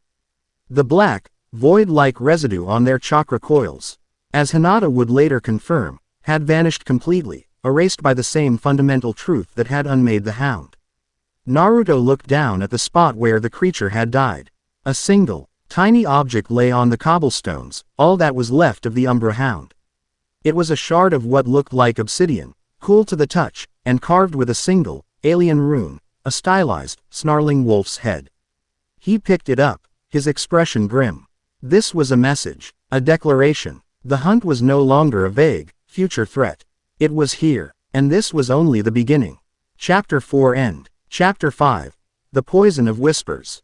The dawn that broke over the land of waves was clear and bright, a stark contrast to the cloying fear that had held the nation in its grip. The town was alive with a tentative, fragile joy. People emerged from their homes, blinking in the sunlight, greeting neighbors with relieved tears. The victims of the Umbra Hound were awake, confused and weak, but they were themselves. The soulless vacancy was gone, replaced by the familiar light of human consciousness. Team 7 and Hinata were hailed as saviors. Tazuna, his face split by a grin for the first time in weeks, insisted on a celebratory feast. But amidst the cheers and the platters of food, a new kind of silence settled over the shinobi from Konoha. They had won, but none of them, save for Naruto, truly understood how. They had seen a creature invulnerable to ninjutsu, a foe that attacked the mind itself, and they had seen Naruto unmake it with a handful of words. On the journey back, the tension was a palpable thing. Sakura kept glancing at Naruto, a mixture of awe and a new, unsettling uncertainty in her eyes. Sasuke was a coiled spring of silent frustration, his gaze fixed on the back of Naruto's head.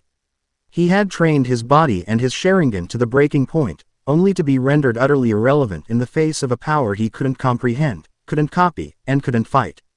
It was like trying to punch the sun. Hinata walked beside Naruto, her presence a quiet comfort. She didn't pry or ask questions. She simply watched him, her Byakugan occasionally flaring to life as if to reassure herself that the golden light she'd seen within him was still there. "What will you tell the Hokage?" she asked softly, her voice for him alone. "The truth is too dangerous for them right now," Naruto replied, his gaze locked on the path ahead. "And the lie is getting harder to maintain." He knew this victory came at a price. He had revealed a sliver of his true nature, and the ripples would be felt far beyond this small, isolated nation. He was holding a shard of obsidian in his pouch, the wolf rune cold against his thigh, a constant reminder that T.S. was just one battle in a war he was only beginning to understand. The Hokage's office was thick with the smoke from Hiruzen's pipe and the unspoken tension of powerful men. Homura and Kaharu sat stiffly, their faces impassive masks that betrayed nothing. And in the corner, Danzo stood like a patient vulture, his presence a cold weight in the room. Kakashi delivered the report, a masterfully crafted piece of misdirection and half-truths. He described the ethereal entity, its immunity to conventional jutsu, and its demoralizing psychic aura. He framed Naruto's final act as an extreme, last-ditch application of his unique chakra. It appears Naruto's chakra possesses a powerful, purifying quality, Kakashi explained, his single eye calm and steady. By expelling a massive, concentrated wave of it, he was able to negate the entity's composition, effectively cleansing the area. It was plausible. Jinchuriki were known to have bizarre and powerful abilities. But it was also thin, and everyone in the room knew it. Cleansing. Danzo's voice was dry as dust. He stepped forward. An interesting choice of words, Kakashi. From the energy readings my agents in the area reported, it w. as less a cleansing, and more a complete, conceptual annihilation. One moment, a powerful, unknown threat existed. The next, it did not. This goes beyond the abilities of any known Jinchuriki. Naruto met the old Warhawk's gaze. It was a monster made of shadows. I brought the light. It's that simple. Nothing in this world is that simple, boy, Danzo retorted. He turned his attention to Hiruzen. This is the second time Uzumaki has unleashed a power of catastrophic potential. We cannot afford to remain ignorant of its nature. The shard your team recovered, he said, his eye fixing on Naruto's hip pouch, it must be analyzed. Root's sensory division has expertise in exotic energies. We will unlock its secrets. The Anbu Corps will handle the analysis. Hiruzen countered, his voice firm.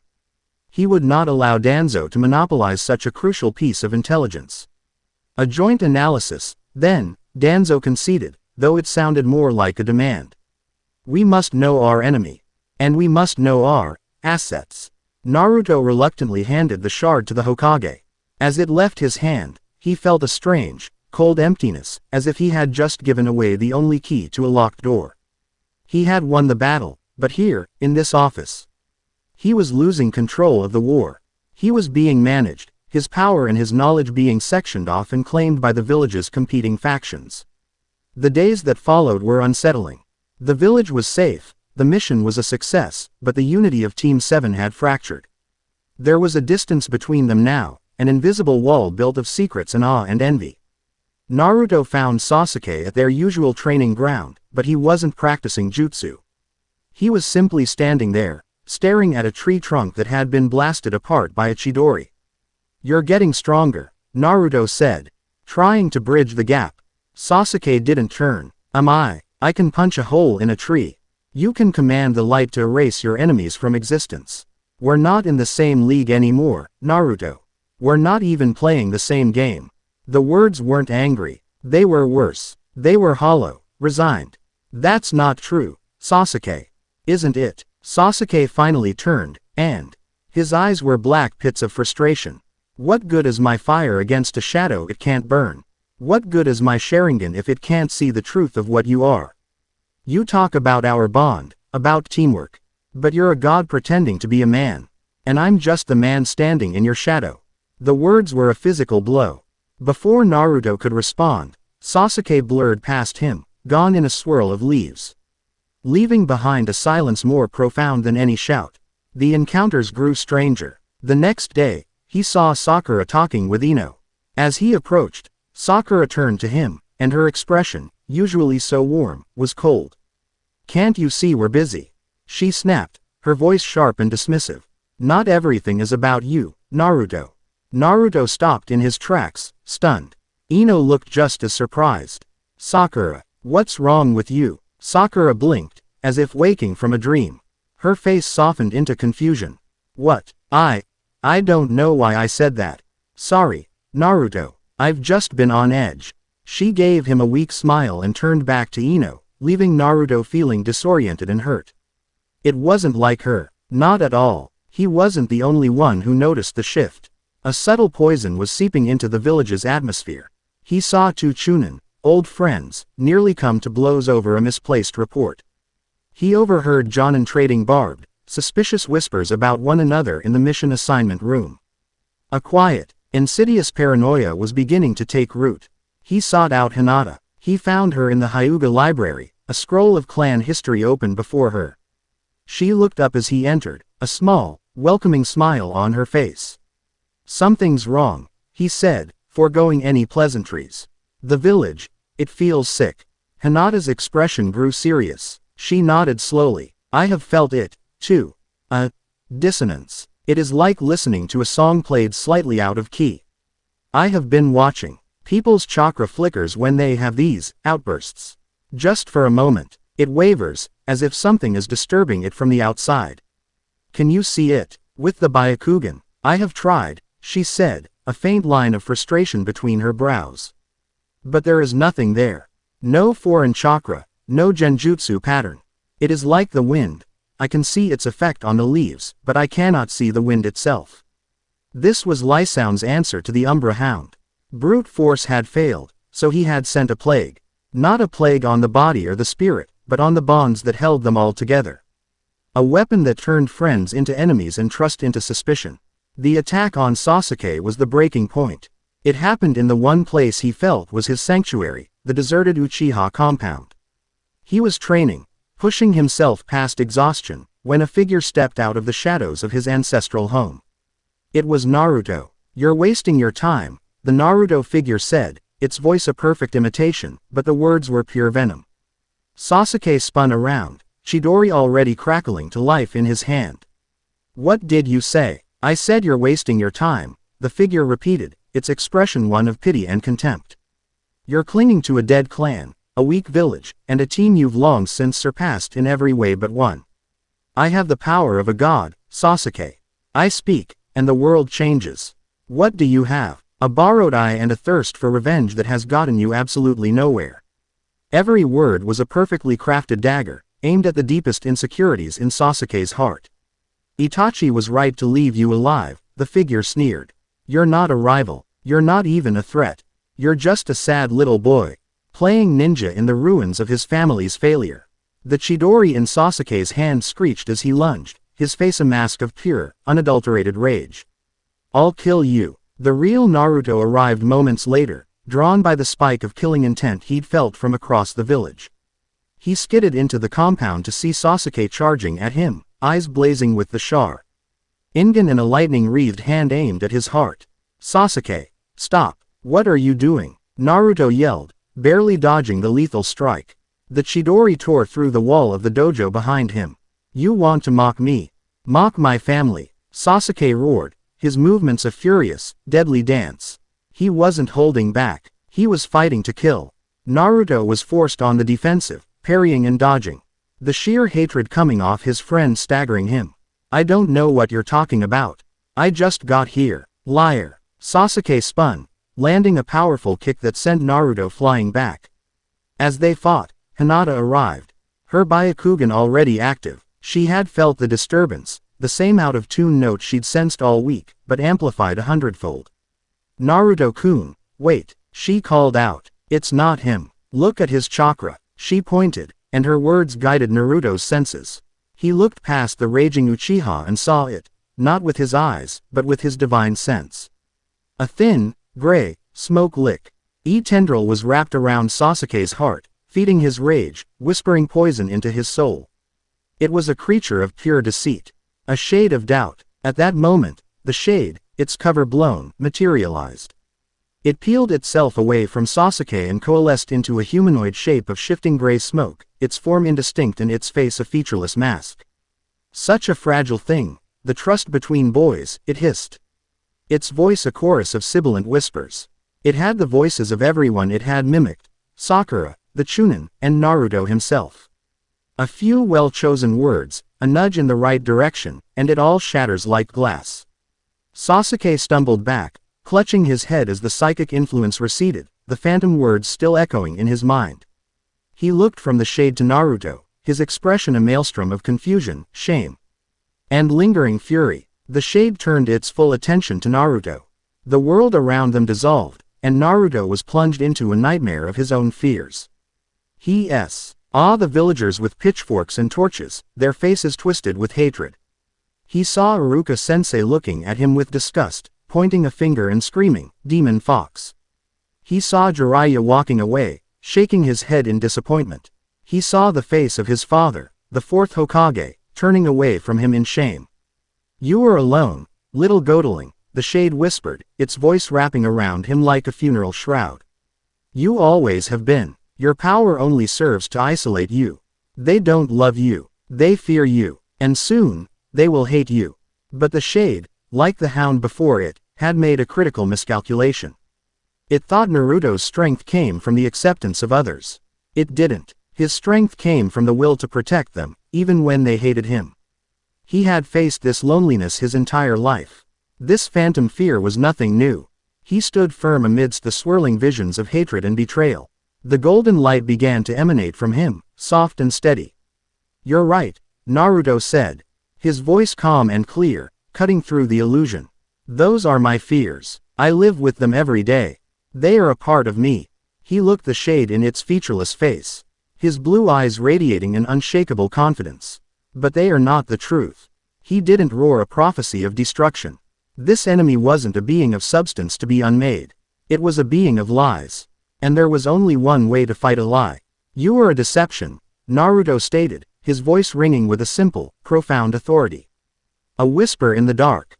An echo of doubt. "You have no substance. no will of your own. You are only a reflection of the fear you consume. He took a step forward, the golden light around him intensifying, not with heat, but with a conceptual weight. And in my essence, in the light of the sun's oracle, lies wither and die. The shade let out a piercing shriek as Naruto's words washed over it. It was not a physical attack, but a fundamental contradiction of its very existence. Its form flickered and dissolved, its gray, smoky body unable to hold itself together in the face of such absolute, unwavering truth. It evaporated into nothingness, leaving only a profound silence in its wake. The illusions shattered. They were back in the Uchiha compound. The fight was over. Sasuke stood trembling, the psychic poison gone, but the emotional wounds were raw and deep. The things the shade had said, using Naruto's voice, were the very things he secretly believed about himself. He looked at Naruto, at the faint golden light fading around him. The anger was gone, replaced by a cold, terrifying distance. The shade had failed to kill Naruto, but it had succeeded in its true mission. It had taken the hairline fracture in their friendship and split it into a chasm. Naruto met his friend's gaze and knew, with a certainty that chilled him to his soul, that Lisan's hunt was a war that would be fought not just on battlefields, but in the hearts of those he loved. His enemies would not just try to kill him. They would try to break him. And they would use his closest friends as the hammer. Chapter 5 End. Chapter 6. The Gilded Cage and the Broken Arrow. His silence in the Uchiha compound after the shade's dissolution was more damning than any scream. Sasuke stood trembling, not from fear, but from the violent aftershocks of a poisoned rage. The words of the creature, spoken in Naruto's voice, still echoed in the hollows of his mind, their venom lingering because they had found fertile ground in his own secret doubts. He looked at Naruto, who stood with the faint, golden afterglow of his power fading around him. He saw no triumph in his friend's eyes, only a deep, weary sorrow. And that, somehow, was worse. Pity was an insult he couldn't bear. Sasuke. Naruto started, taking a step forward. Don't. Sasuke's voice was a shard of glass. He pushed himself away from the wall, his movements stiff, mechanical. He couldn't meet Naruto's eyes. The shame was a physical weight, a hot brand on his soul. He had tried to kill his teammate, his rival, his friend. And he had been driven to it by whispers. He was weak. The creature had been right. It wasn't you, Naruto said, his voice earnest. It was a trick, an illusion. But I believed it. Sasuke shot back, his head snapping up, his Sharingan blazing with a self-loathing so intense it was almost a physical force. That's all that matters. It found the truth in me, and it used it. Don't you get it? Your power, it doesn't just make you stronger. It makes everyone around you weaker. It casts a shadow so deep. Some of us will do anything to get out of it. Without another word, he turned and walked away, not in a blur of speed, but with the slow, deliberate pace of a man walking to his own execution. He disappeared into the desolate halls of his family home, leaving Naruto and Hinata standing alone in the ruins of their friendship. The arrow of their team's bond hadn't just been bent, it had been broken. The official report on the mass hysteria incident was a work of fiction so blatant it was almost insulting. Kakashi and Hiruzen had concocted a story about a so-owned village infiltrator using a wide-range, low-level genjutsu to sow discord, a phantom ninja who was conveniently disposed of during the confrontation at the Uchiha compound. It was a story designed to calm the populace and hide the terrifying truth that an entity from beyond their understanding had walked their streets, turning their hearts against one another. But in the Hokage's office, the real battle was fought. This cannot continue. Hiruzen, Danzo's voice was cold and resolute. Uchiha Sasuke, the last loyal Uchiha, was nearly driven to murder his teammate. The bonds of your most promising genin team have been shattered. The boy's power is a beacon for our enemies and a catalyst for instability within our own walls. He is a liability we can no longer afford to leave unchecked. He is a shinobi of Konoha who has twice faced an unknown S-rank threat and emerged victorious, Hiruzen countered, his voice sharp. He is an asset, Danzo, not a liability. An untamed asset is a weapon without a wielder. Danzo pressed, taking a step forward, his cane tapping ominously. He needs structure, discipline. He needs to be removed from the general populace where his presence can do no more harm. Place him under my charge. Root's training methods will forge him into the perfect shield for this village. We will give him the control you and Kakashi have failed to instill." Kakashi bristled. "Naruto's control is growing every day. What you call training, Danzo, is indoctrination. You don't want to train him, you want to cage him." "A gilded cage is still a cage," Naruto spoke up, his voice cutting through the argument. He had been standing silently by the window, but his patience had worn thin. He turned to face the three most powerful men in the village, and his eyes held no trace of the cheerful boy he once was. They were the eyes of a prophet staring down his own grim future. "You're all talking about me like I'm a typhoon you need to predict. A force to be managed. But I am not your weapon. And I will not be your prisoner." The sheer force of his will silenced the room. But Danzo was unmoved. "Your will is irrelevant when the security of the village is at stake. You have proven you cannot protect those closest to you from the consequences of your own existence." The words were a deliberate, cruel jab, and they hit their mark. The memory of Sasuke's hate-filled eyes flashed in Naruto's mind. In the end, Hiruzen was forced into a compromise. To appease the council and the fears Danzo was stoking, he agreed to new security measures. Naruto was to be confined to the village for the foreseeable future, ostensibly for advanced, specialized training. He was assigned a personal, 24-hour Anbu guard. He was free to move within the village, but he was never to be alone. A gilded cage. His guard was a man with the codename Kino, a young but unnervingly stoic shinobi with dead eyes and a posture of perfect discipline. He was a Root operative, Naruto knew it instantly. A spy and a warden, sent by Danzo to watch his every move. The days became a monotonous blur of supervised training. Kino was a silent shadow, always there, just at the edge of his perception. Naruto would practice his taijutsu against Kakashi, and Kino would be perched in a tree, his featureless mask a constant, judging presence. Naruto would try to meditate, to reach for the golden light. But the feeling of being constantly watched was a discordant hum that threw his focus into disarray.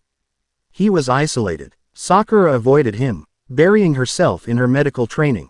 The memory of her own uncharacteristic outburst and the fight between her teammates a source of shame she couldn't face. Sasuke refused all contact, locking himself away in the Uchiha compound. Team 7 was a team in name only. His only real connection was Hinata. She would seek him out, bringing him books from the Hyuga library or simply sitting with him in the quiet of the training ground. She wasn't afraid of his power. And she wasn't intimidated by his Anbu shadow. Her presence was a small, quiet act of defiance that kept the walls of his gilded cage from closing in completely. "He never speaks," Naruto grumbled one afternoon, gesturing with his head toward Kino, who stood motionless by the riverbank. "He is a Root ninja," Hinata said softly. "They are trained to have no self, no voice. They are tools. No one should be a tool," Naruto said, his voice low and intense. He looked at the Anbu guard, at the blank mask, and for the first time, he felt not anger, but a profound pity. Another cage. While Naruto was trapped in Konoha, the world outside was not still. Whispers began to trickle in from the borderlands, strange tales of a charismatic healer, a prophet performing miracles in a string of impoverished villages that had long been ignored by the great nations. They called him Lycidas. The reports that reached the Hokage were unsettling. Lycidas healed the sick with a touch, made barren fields fertile, and spoke of a new era of peace and unity. But wherever he went, the villages sealed their gates. They cut off trade. Their loyalty shifted from their daimyo to him. They became fanatical, their devotion absolute. An intelligence team sent to investigate vanished without a trace. Hiruzen Sarutobi read the latest report, his brow furrowed in deep concern. This was not the work of a simple rogue ninja. This was a strategic threat, an ideological cancer that was eroding the land of fire from within. The methods were too clean, the influence too absolute. It felt familiar. At the same time, Kakashi's worst fears were being realized. He had been trying to reach Sasuke, to pull him back from the edge, but it was like talking to a statue. And then, he felt it. A spike of unfamiliar, potent chakra on the outskirts of the village, near the Uchiha compound. 4 distinct signatures, all of them powerful and malevolent. The Sound Four had come to collect their prize. This is a direct threat to the stability of the nation, Hiruzen said, his voice grave. He stood before Naruto, Kakashi, and Sakura. Team 7, or what was left of it. The reports on this man, Lycidas, are too dangerous to ignore. He is subverting entire communities. I need a team to infiltrate the village of the Silent Song, his current location, and ascertain the nature of his power. Danzo, also present, immediately objected. Sending Uzumaki is a reckless provocation. He is to remain in Konoha. His training is not complete. His training is irrelevant if the land of fire falls apart from the inside. Hiruzen snapped, his authority flaring. This man performs miracles. He inspires a fanatical, almost divine worship. Who better to see through a false prophet than a true one? The mission stands. Kakashi, you will lead. Naruto, Sakura, you're with him. Shikamaru, I want you and your team to run tactical support from a safe distance. This is a reconnaissance and, if necessary, a neutralization mission. Do not engage the populace unless absolutely necessary. They are our people, under some form of influence. As they prepared to leave, Kakashi pulled Naruto aside. His expression was grim. Naruto, I have to tell you something. I felt them. Orochimaru's elite guard. They're here, in the village. I think they're here for Sasuke. Naruto's blood ran cold. He looked from the mission scroll in his hand to the direction of the Uchiha compound. A mission to save a village he didn't know, or a mission to save his best friend.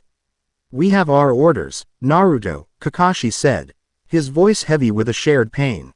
The village comes first. We have to trust that Sasuke will make the right choice. But as Naruto turned to leave, he knew. The shade of doubt had done its work too well. Sasuke was on a knife's edge, and Orochimaru was offering him a hand. The village of the Silent Song was a picture of serene prosperity. The fields were lush and green, the homes were well kept. And the people moved with a calm, beatific smile on their faces. It was a perfect utopia. And it was the most terrifying place Naruto had ever seen. There was no joy in their smiles. There was no life in their eyes. They were puppets, their strings pulled by an unseen master. At the center of the village, a crowd was gathered around a man standing on a raised platform. Lycidas. He was handsome, with silver hair and a charismatic smile, and as he spoke, his hands glowed with a soft, gray light. He touched a sick child, and the child's fever broke. He blessed a patch of earth, and new sprouts immediately pushed their way through the soil. He is not healing them, Hinata, who had insisted on joining them, whispered from their concealed position, her Byakugan active. He is infusing them. His chakra is like a parasite. It takes root in their coils and floods them with a false sense of well-being while slowly consuming their own. He is feeding on their devotion. This was Lysound's most insidious plan yet. Not a hunter of hope, not a whisper of doubt, but a shepherd of corruption. He wasn't extinguishing the light, he was hijacking it, turning it into a tool for control. I give them peace. I give them purpose. I take away their pain. Lycidas's voice was smooth and hypnotic as he suddenly turned and looked directly at their hiding spot. He had known they were there all along. What do you offer them, son of the sun? The chaos of choice. The pain of freedom. The villagers turned as one, their serene smiles becoming empty, menacing masks. They began to advance, their hands glowing with the same gray, corrupted energy. Don't harm them, Naruto yelled to his team. This was the dilemma. To fight Lycidas, they had to go through the very people they were trying to save. You see, Lycidas said with a pitying smile. Your morality is a cage. My order is absolute. It is a better way. Naruto looked at the advancing villagers, at the corrupted light in their eyes. He looked at Lycidas, the false shepherd offering a poisoned salvation. He had seen this before, in the whispers of the shade, in Danzo's arguments. The promise of security in exchange for freedom. The offer of a gilded cage. And his soul rebelled against it. The choice had to be theirs. He stepped out from their cover, his hands raised not in a sign of aggression, but in a plea. The golden light began to swirl around him, not a weapon, but a beacon. He offers you a cage painted to look like a paradise. Naruto's voice rang out, imbued with the power of his conviction. It wasn't a command, it was a revelation. He feeds you poison and calls it peace. His light is a lie, a stolen, dying echo. He focused his will, not on destroying Lycidas, but on severing the chains he had forged. He was not a destroyer. He was a liberator. The borrowed light shall fade, and the chains of false faith shall break. He prophesied, his voice a thunderclap of pure truth. See the truth of the hand that feeds you. Wake up. A wave of pure, golden energy washed over the village. It didn't burn. It didn't strike. It illuminated. The gray, parasitic chakra clinging to the villagers shattered like brittle glass. The people stopped, their eyes blinking, the fog of devotion clearing. They looked at their hands, at each other, and then at Lycidas, and for the first time, they saw the monstrous, energy-leeching creature he truly was beneath the charismatic facade. A collective gasp of horror went through the crowd as Lycidas, his power source severed, shrieked in rage. His handsome form melted away, revealing a grotesque, multi-limbed Nyx creature made of shifting gray ooze. The spell was broken. The battle was short and brutal. Without his enthralled army, Lycidas was vulnerable. Kakashi's lightning blade, combined with Sakura's brute strength and Naruto's Rasengan, tore the creature apart. The immediate threat was over. But as Naruto looked at the dazed and terrified villagers, he felt a chilling premonition. They returned to Konoha, victorious but with a heavy sense of foreboding. They were met at the gates by Shikamaru, his face a grim mask. "You're too late," he said, his voice flat. "He's gone." Naruto's heart stopped. He pushed past Shikamaru, his feet pounding the dirt as he ran through the village, a desperate prayer on his lips. He reached the great gates at the village exit. And there he was. Sasuke, his pack on his back, stood with the four sound shinobi. They weren't fighting. They were waiting. Sakura arrived, panting, tears already streaming down her face. "Sasuke-kun, don't. Please, don't go." Sasuke's face was a cold, impassive mask, but his eyes were a storm of pain and resolve. He looked at Naruto. "I won't live in your shadow anymore, Naruto," he said. His voice cold and clear. "I'm not going to watch from the sidelines while you become a god. I will get the power I need to surpass you, even if I have to get it from a monster." "You don't need him, Sasuke," Naruto pleaded, taking a step forward. "We can get stronger here.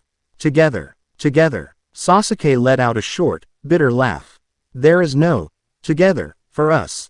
There is only you, and everyone else. I'm choosing my own path." He turned to leave. "I won't let you," Naruto said, his voice dropping to a low growl. Sasuke glanced back over his shoulder, his shish, a Rinnegan morphing into the three-bladed pinwheel of the Mangekyo, a power awakened by the death of his closest bond. "Then you'll have to kill me." He turned and walked away, the sound foreclosing ranks around him. He never looked back. Naruto stood frozen, his hands clenched into fists at his sides. He had just saved an entire village by breaking the chains of a false god, but he had failed to save his own best friend from the prison of his own hatred. The cheers for his recent victory would be forgotten. This failure would haunt him forever. The arrow was truly broken. Chapter 6 End. C. Chapter 7. The Valley of the End and the Weight of a Choice. The world narrowed to a single, straight line. The path out of Konoha. Sasuke's retreating back was the only thing in Naruto's universe. Sakura's cries, Kakashi's restraining hand on his shoulder, the confused shouts of the gate guards, it was all just noise, the meaningless static on the edge of a hurricane. He shrugged off Kakashi's greed, with a surge of strength that surprised them both. "I'm bringing him back." It wasn't a promise. It was a statement of fact. "Naruto, wait, we have orders. A team will be assembled," Kakashi started. But the words were for a boy who was no longer there. Naruto was already gone, a yellow blur disappearing into the forest. He moved with a speed he didn't know he possessed, his entire being, every cell, every flicker of chakra, every ounce of his divine inheritance, focused on a single, desperate purpose. He could feel Sasuke's chakra signature ahead of him, a flickering, angry flame, pulling away at an alarming rate. He wasn't alone. A silent shadow detached itself from the trees and fell into pace behind him. Hino. His gilded cage had just been opened, but the warden was still on his heels. Naruto didn't care. Let him watch. Let Danzo see what happened when a bond was threatened. The pursuit was a brutal, wordless marathon. Naruto pushed himself past every limit, his lungs burning, his muscles screaming. He could feel the sound force chakra signatures with Sasuke, a cordon of malevolent energy. But he was gaining. Desperation was a more potent fuel than any curse mark. Finn. Ally caught up to them in a clearing that felt ancient and heavy with memory. A river cut through the land, flanked by two colossal statues of men locked in an eternal struggle. Hashirama Senju and Madara Uchiha. The Valley of the End. A place built to commemorate a friendship that had shattered and nearly broken the world. The symbolism was a cruel, cosmic joke. Go on ahead. Sasuke's voice was cold as he addressed his new escort. I'll handle this. The Sound Four hesitated for a moment, then melted into the trees. They knew a confrontation was necessary. A final severing. Sasuke turned to face Naruto. The wind whipped his hair, his expression unreadable, but the pain in his eyes was a raw, open wound. You shouldn't have come, Naruto, he said. You're my friend, Sasuke. You're my brother. Naruto's voice was ragged. Torn by the wind and his exertion. I'm not letting you throw your life away for a monster like Orochimaru. He's not a monster, Sasuke countered, a bitter smirk twisting his lips. He's a pragmatist. He offers power, and I need power. It's a simple transaction. Something you wouldn't understand. Why? The word was a raw plea. Why do you need it so much that you'd do this? Because you exist. Sasuke's voice finally cracked, the raw emotion breaking through the cold facade. He gestured wildly at the air around Naruto. Because you can speak and mountains fall. Because you can face down creatures from a nightmare and unmake them with a word. I train, I bleed, I push myself to the brink of death for every scrap of strength, and you were just born with it. How am I supposed to compete with that? How can I ever hope to kill him if I can't even keep up with you? His hatred for Itachi and his envy of Naruto had become a twisted, inseparable knot in his heart. Orochimaru wasn't just offering the power to kill his brother, he was offering the power to not be left behind. So we'll get stronger together. Naruto insisted, taking a step forward. Like we always have. There is no together. Sasuke roared, and in a blur of motion, he was on him. The fight was not a spar. It was an argument spoken with fists and steel. It was a desperate, violent conversation where every blow was a word, every jutsu a sentence. Naruto's shadow clones swarmed Sasuke, only to be systematically and brutally destroyed by the Uchiha's superior taijutsu. His Sharingan tracking every feint and every strike. Your tricks are useless, Sasuke snarled, his fist connecting with Naruto's jaw, sending him skidding back across the water's surface. Naruto came up, spitting blood, and formed a Rasengan, the swirling blue sphere a manifestation of his will to bring his friend back. Sasuke met it with a Chidori, the crackling lightning a testament to his desire to sever all bonds. The two jutsus collided, a screeching explosion of wind and lightning that blasted them apart, churning the river into a maelstrom. Sasuke rose first, black markings beginning to snake their way across his skin. The first stage of the curse mark. His chakra spiked, becoming sinister, heavier. Is that all you have, Naruto? Still relying on the fourth Hokage's legacy. He was faster now, his movements unnaturally fluid and vicious. He drove Naruto back, a relentless assault that left no room for thought, only reaction. Every kick, every punch, was aimed to maim, to break. I understand what it takes to get power, Sasuke yelled, landing a devastating kick to Naruto's ribs that sent him crashing into the stone face of the Madara statue. You have to be willing to cut away everything that makes you weak. Your sentimentality, your bonds, their anchors, holding you down. Naruto pushed himself out of the crater, his body screaming in protest. The Nine Tails chakra was beginning to leak out. A red, bubbling shroud that healed his injuries as fast as they appeared. And what will you have left when you've cut everything away, Sasuke? You'll be alone. I've always been alone. The words hung in the air, a terrible, undeniable truth. And in that moment, as Naruto looked at the friend he was about to lose, he felt the golden energy stir within him. The familiar, terrifying warmth of the sun's power. He could end this, right now. The words formed in his mind, a perfect, undeniable prophecy. You will see the poison Orochimaru offers. You will remember your bond with your team. Your home. You will set aside your revenge and return to Konoha with me. It would be so easy. A few words, spoken with the full conviction of his soul, and Sasuke's will would be rewritten. The fight would be over. His friend would be saved. He would have won. He staggered to his feet, the red chakra of the fox and the golden light of the sun swirling around him in a chaotic, beautiful storm. He opened his mouth to speak the prophecy, to impose his will upon his friend for his own good. But then, he looked into Sasuke's eyes. Beneath the curse mark, beneath the Sharingan, beneath the hatred and the pain, he saw a terrified flicker of defiance. It was the last ember of the boy who had once stood on a bridge and sacrificed himself for a friend. It was the desperate, fierce assertion of his own right to choose, even if he chose damnation. And Naruto understood. If he spoke those words, he wouldn't be saving his friend. He would be killing him.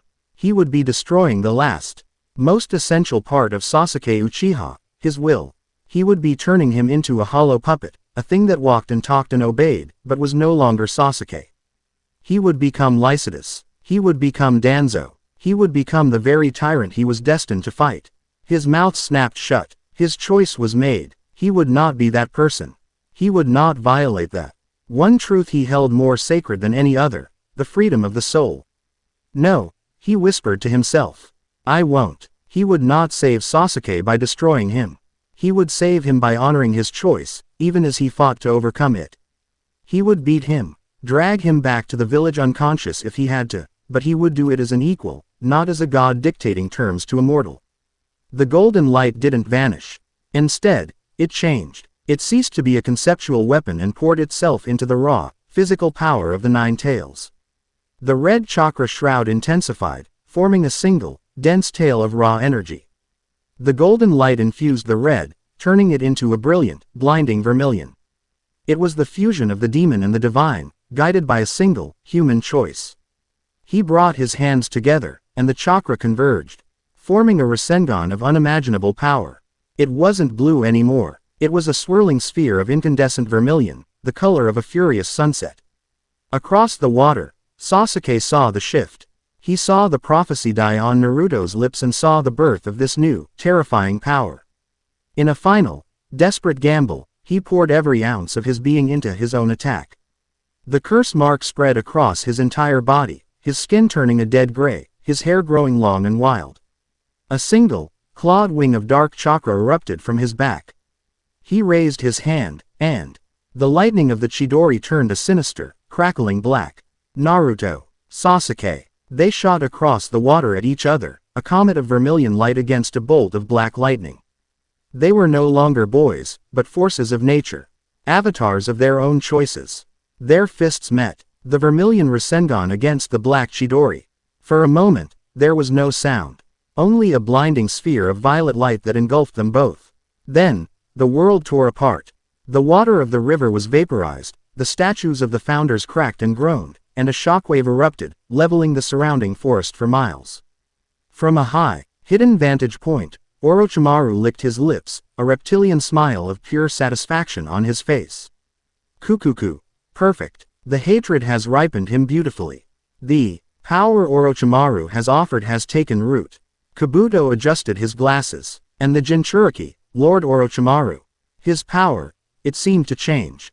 It was not just the fox. Indeed, Orochimaru mused, his golden eyes narrowed in fascination. A divine power, wrapped in a demon's cloak. What a fascinating specimen. If the Uchiha vessel proves disappointing, the Uzumaki boy will make a magnificent replacement. Let them wear each other down. In the end, they will both belong to me. When the light faded, the valley was a wasteland. Rain began to fall, washing over the broken landscape. Sasuke stood, swaying, over Naruto's unconscious form. His curse mark receded, leaving him drained and trembling. He had won. He was the one left standing. He looked down at his friend, at the boy who had chased him to the ends of the earth, who had refused to become a tyrant even to save him.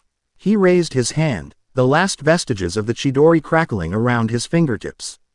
He could do it. He could kill him, sever the bond, fulfill Itachi's twisted challenge, but his hand wouldn't move. He couldn't do it. With a choked sound of frustration and self-loathing, he reached down and pulled off Naruto's forehead protector. The metal was cool against his skin. He let it drop into the mud beside Naruto's head. A final act of rejection. A renunciation of his home, his team, his friend. He turned and limped away into the rain. Not looking back, the weight of his freedom feeling heavier than any chain.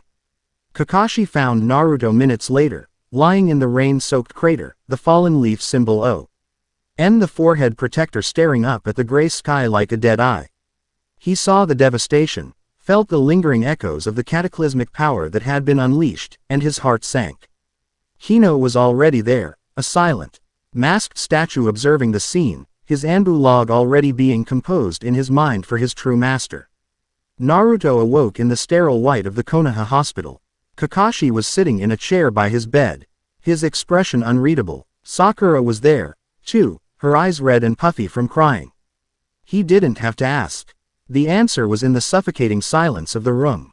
He had failed. Later that night, after the others had gone, a new visitor entered his room.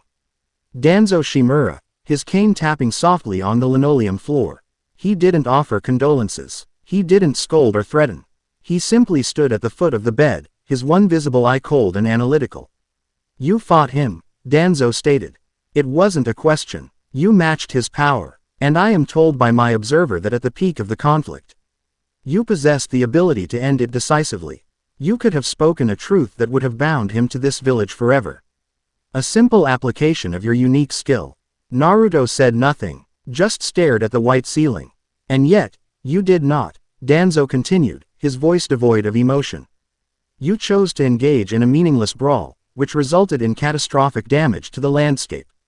Your own incapacitation, and the successful defection of Konoha's most valuable bloodline asset to a sworn enemy of the state. You chose the bond of a boy over the security of your nation. Your sentimentality has handed Orochimaru a weapon he will one day use to burn this village to the ground." He paused, letting the weight of his cold, irrefutable logic settle in the room. "I do not make such mistakes, Naruto. Root exists to make the hard choices others shy away from. To cut away the sentiment that leads to weakness. You had the power of a king, and you acted like a child. Remember this failure. Let it burn. Because the next time you hesitate, the consequences will be far more severe than one lost friend." Danzo turned and left, his words hanging in the air like a death sentence.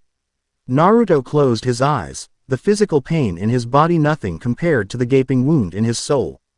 He had held to his ideals. He had refused to become a monster. And the price had been his brother. It was a weight he would have to carry, a choice he would have to live with, every single day. The gilded cage was gone, but he had never felt more like a prisoner. Chapter 7 End. Chapter 8. The Sage's Gamble and the First Shadow. The first thing Naruto became aware of was the rhythmic beeping of a heart monitor, a sterile, indifferent metronome counting out the seconds of his failure. The second was the dull, aching throb that seemed to live in every fiber of his being. He opened his eyes to the familiar white ceiling of the Konoha hospital, and the weight of his memory came crashing down on him with the force of a physical blow. Sasuke was gone. He had lost. Sakura was asleep in the chair by his bed, her face pale and tear-streaked. Kakashi was gone, likely delivering the damning report. Naruto stared at the ceiling, feeling a profound and terrifying emptiness. The golden light within him was silent, dormant. The Nine Tails was a sullen, resentful presence in the back of his mind. He was just a boy in a hospital bed, broken in more ways than he could count. Later, after Sakura had woken and left with a few quiet, heartbroken words, he had another visitor. Shikamaru Nara stood in the doorway, his hands in his pockets, his usual lazy expression replaced by something more thoughtful, more serious. "What a drag," Shikamaru said, his voice low as he walked in and leaned against the wall. Naruto didn't respond. "The whole village is in an uproar," Shikamaru continued, looking out the window. "The council is screaming for someone's head. The Uchiha clan is gone. One of the Sannin is a traitor.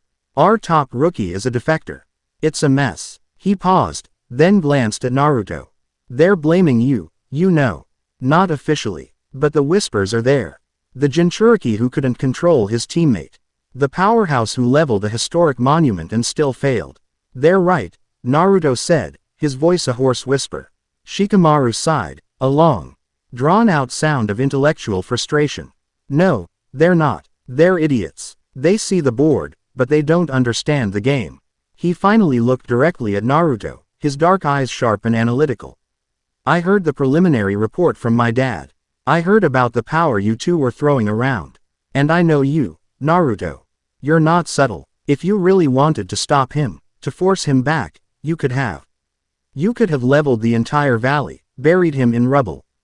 But you didn't. Naruto flinched. Shikamaru's lazy genius had cut straight to the heart of the matter.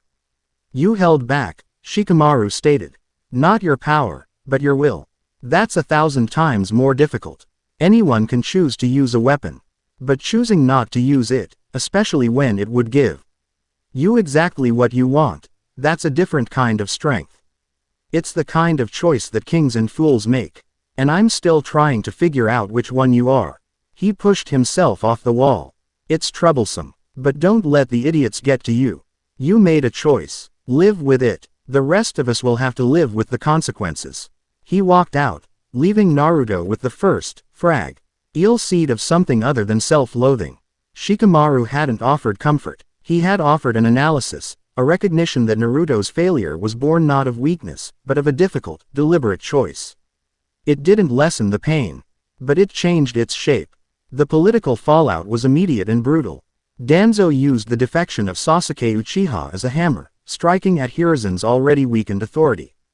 In an emergency council meeting, he laid out a cold, merciless argument.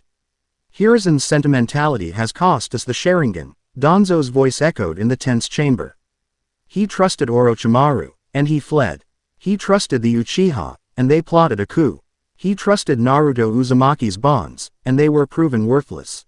The Leaf's greatest weapon has been delivered into our wise hands because our leadership is weak.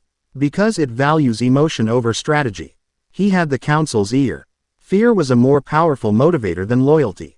He proposed the expansion of Root, a more aggressive foreign policy, and stricter controls on all Jinchuriki and clan assets. He was consolidating power, using Naruto's failure as his stepping stone. Hiruzen, for the first time in decades, was losing control of his village. It was into this simmering pot of political intrigue and personal despair that Jiraiya, the Toad Sage, returned. He didn't use the gate. He simply appeared in Naruto's hospital room in a puff of smoke. A goofy grin on his face that didn't quite reach his eyes. Heard you redecorated the Valley of the End, he said, his voice a low rumble. Figured I'd come back, before you decided to flatten the Hokage monument for an encore. Naruto just stared at him, the emptiness in his eyes so profound that Jiraiya's smile finally faltered. The Toad Sage dropped his boisterous persona, and the legendary Sannin, the spymaster, the warrior, sat down on the edge of the bed. I know what you're feeling, kid, he said, his voice surprisingly gentle. I've had my share of failures. I couldn't save my student. I couldn't save my best friend. I couldn't save my sensei. The world keeps turning, and we're left carrying the ghosts. I could have stopped him, Naruto whispered, the words tasting like poison. I had the power to make him come back. And I didn't use it. Jiraiya's eyes widened slightly. He knew of Naruto's strange abilities, but not their true nature. What do you mean? So Naruto told him. He told him everything. About Apollo, the Helios, the prophecies. About the Nyx and the Wolf of Endless Night. He told him about the choice he had made at the Valley of the End. The choice to honor Sasuke's will, even as it broke his heart. Jiraiya listened, his expression growing more and more grim. The goofy Sannin was gone, replaced by the sage Hukar. Read the burden of a world-altering prophecy of his own. When Naruto finished, Jiraiya was silent for a long time, staring at his hands. The great Toad Sage once told me that I would train a child of prophecy, Jiraiya said slowly. One who would bring about a great revolution, one that would save or destroy the world. I always thought. I never imagined. He looked at Naruto, and his eyes held a new, heavy understanding. You're carrying a weight no one in this world was ever meant to bear. He stood up and walked to the window, his back to Naruto. Danzo is making his move. The village is becoming a cage of fear and suspicion. And you're at the center of it all. You can't stay here, Naruto. You can't grow here. You'll be a political pawn or a monitored weapon until the day your enemies finally find you. Jiraiya turned back, and his eyes were alight with a fierce, determined fire. So we're leaving. Naruto stared at him. Leaving. A training trip, Jiraiya declared, a grin returning to his face. This time a genuine one. For 3 years, we'll get you out of this village, away from the politicians and the whispers. I'll teach you everything I know. We'll master the fox's chakra. We'll learn about your other abilities. And at the same time, we'll be hunting. We'll find information on Orochimaru, on the Akatsuki, and on this, Lysound. We stop being the targets, and we become the hunters. It was a gamble, a desperate, brilliant, insane gamble. It was a way out that wasn't a retreat. It was a new mission, a new purpose. A chance to reforge himself in the fires of the outside world. What about the village? Naruto asked, a flicker of the old fire returning to his eyes. What about Sasuke? The best way to protect the village right now is to become strong anew. To shield it from the storm that's coming, Jiraiya said. And the best way to save Sasuke is to be strong enough to face him when the time comes, and wise enough to offer him a path back that isn't a cage. You can't do either of those things sitting here. He was right. Danzo's words echoed in his mind. Remember this failure. Let it burn. He would use it as fuel. Okay, Naruto said, his voice firm. When do we leave? Their departure was quiet, sanctioned by a politically besieged Hiruzen who saw it as the only way to protect Naruto from Danzo's machinations. They were to leave at dawn. But the night before they left, the first shadow fell. Naruto was walking through the quiet, moonlit streets of Konoha, a final tour of the village that was both his home and his cage. Jiraiya was a few paces behind. A silent guardian. Suddenly, the air grew cold. The cheerful chirping of crickets ceased. An unnatural silence descended, and the moonlight seemed to lose its warmth, turning a sickly, sterile silver. A figure stood in the middle of the street, as if she had simply materialized from the shadows. She was a woman, tall and unnervingly graceful, with hair the color of sp. Moonlight and eyes that held the cold, distant light of dying stars. She wore simple, dark robes, and her presence was a void, a place where sound and warmth went to die. She was not a shinobi. She had no chakra signature. She was something else. So this is the new spark, she said, her voice a soft, melodic whisper that was more chilling than any scream. The little lost brother, playing With the demon in his belly and the fire in his soul. How quaint. Jiraiya stepped in front of Naruto, his stance low, his expression more serious than Naruto had ever seen it. Who are you? The woman smiled, a sad, beautiful, terrible thing. I am Asteria, and I have come to offer my brother a truth. Her stellar eyes fixed on Naruto, and the world dissolved. He was no longer on a street in Konoha. He was standing on a mountain of skulls, looking down at a world of ash and ruin. He saw Sasuke, his eyes empty, ruling over a dead empire built on Orochimaru's twisted science. He saw Konoha burning, destroyed not by an outside enemy, but by a civil war sparked by his own controversial power. He saw himself, older, sitting on a throne of golden light, utterly and completely alone, the last living thing in a silent world he had saved. This is the fruit of your hope, Asteria's voice whispered in his mind. Every path you choose leads to ruin. Every victory is a seed for a greater loss. Your father, in his arrogance, created a world of light and shadow, of joy and pain, of hope and despair. An endless, pointless cycle of suffering. We offer an end to the cycle. We offer the peace of absolute silence. The truth of the void. She was a Nyx, not a mindless beast like the Hound or a parasite like Lycidas. She was an apostle, an inquisitor. She wasn't attacking his body, she was attacking his purpose. Jiraiya roared, Sage Art. Rasengan. 2 massive Rasengans formed in his hands as he entered Sage mode in an instant, but Asteria didn't even flinch. Your crude energies are meaningless here, old man. She whispered. Naruto, trapped in the apocalyptic visions, felt his resolve beginning to crumble. The weight of his failure with Sasuke, the political maneuvering of Danzo. The impossible scale of the war he was supposed to fight. What if she was right? What if every effort only made things worse? But then, he remembered Shikamaru's words. You made a choice. Live with it. He remembered his own choice in the valley. The choice to believe in free will, even if it led to pain. He forced himself to look away from the visions of ruin and focused on the single, undeniable truth he had built his entire life upon. The visions shattered. He was back on the street, the cold air biting at his skin. He met Asteria's stellar gaze, and the golden light flared to life in his eyes, not as a weapon, but as a statement. Maybe you're right, Naruto said, his voice steady. Maybe every light does cast a shadow. Maybe every choice leads to some new pain. He took a step forward, planting his feet firmly on the ground. But a world without choices, without light and shadow, isn't peace. It's just nothing. And I will not let you turn my world into nothing. He didn't speak a prophecy. He didn't try to unmake her. He simply declared his own truth, a defiant spark against her absolute void. Asteria's smile faltered for the first time. She saw not a confused boy, but an unshakable will. A belief as fundamental and absolute as her own. For a moment, the two opposing forces held the world in a silent, perfect balance. You have your father's fire, she conceded, her voice tinged with something like disappointment. And his foolishness. We will meet again, little brother. And next time, I will show you the shadow you cast is great enough to devour your son. With that, she dissolved. Not into smoke, but into a cascade of fading starlight, leaving only the cold silence and the normal, warm moonlight returning to the street. Jiraiya let his jutsu dissipate, breathing heavily. What was that? That was the enemy, Naruto said, his gaze fixed on the spot where she had vanished.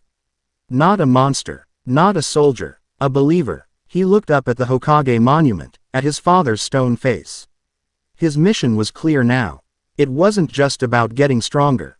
It wasn't just about saving Sasuke. It was about defending the very idea of a world of choices, of light and shadow, of hope and pain. It was a war for the right to exist, in all its messy, beautiful, terrible glory.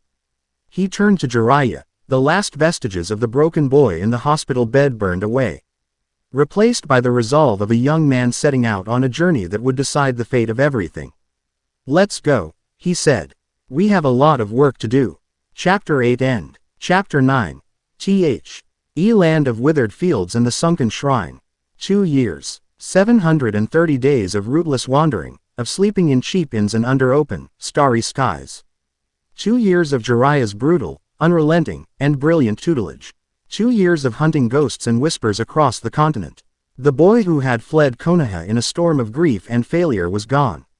In his place stood a young man, taller, leaner. His face honed by the road, his shoulders broadened by the weight he now carried. The loud, boisterous orange of his youth had been replaced by a more practical, travel-worn black and muted red. The change, however, was deepest in his eyes. The defiant spark was still there, but it burned with a steady, controlled flame, tempered by the knowledge of what he was and the sheer, terrifying scale of the war he was fighting. They were in the port city of Shiosai, a chaotic nexus of trade and rumor nestled in the land of tea. The air was thick with the smells of salt, fish, and 100 different spices. Jiraiya was off somewhere, plumbing the depths of the local taverns for information under the guise of research, leaving Naruto to his own methods. He sat at an outdoor tea house. A simple cup of green tea before him, and he listened. He wasn't listening with his ears. He had learned that his divine connection was a two-way street. He couldn't just speak, he could hear.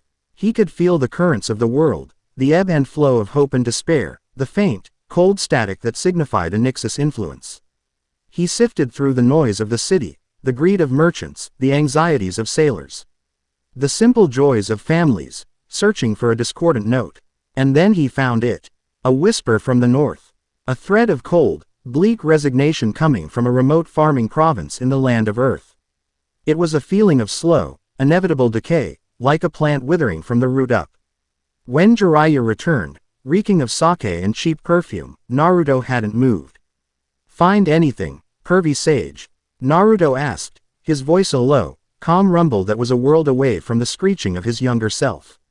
A few rumors about a new Akatsuki hideout in the mountains, N.D.A. led on a woman with a magnificent. Jiraiya trailed off as he saw the look on Naruto's face. He sobered instantly. You felt something. The province of Kawaida, In Earth Country, Naruto said. The land is dying, and so are the people. The province of Kawaii was, or had been, a breadbasket. Now, it was a dust bowl. The fields were vast expanses of gray, cracked earth. The trees were little claws scratching at a perpetually overcast sky. The villages they passed through were half empty, populated by hollow-eyed farmers who moved with the slow, shuffling gait of the deeply weary. Ey weren't soulless like the victims of the Umbra Hound, they were just drained. Their life force was being slowly siphoned away, along with the vitality of the land itself.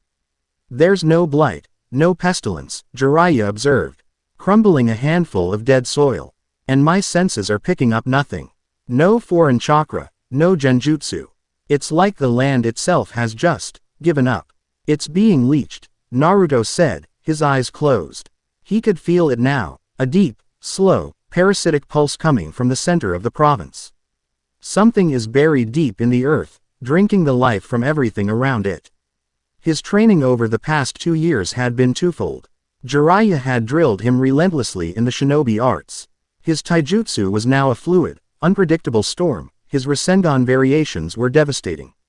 And his strategic mind, honed by endless games of shogi and mock battles, was sharper than ever. But the other part of his training had been solitary. He'd learned that his prophecies weren't a jutsu to be mastered. They were an expression of absolute conviction. To speak a small truth, like mending a broken cart axle for a struggling family, required only a flicker of will. But to speak a great truth, to unmake a powerful being, required a certainty so profound it could shake the foundations of his own soul. It was a dangerous, double-edged sword. A misplaced word, a prophecy, born of anger or fear instead of truth, could have catastrophic consequences he couldn't even imagine. He had learned to be silent, to be certain, to speak only when no other path was viable. But Jiraiya had offered him another path.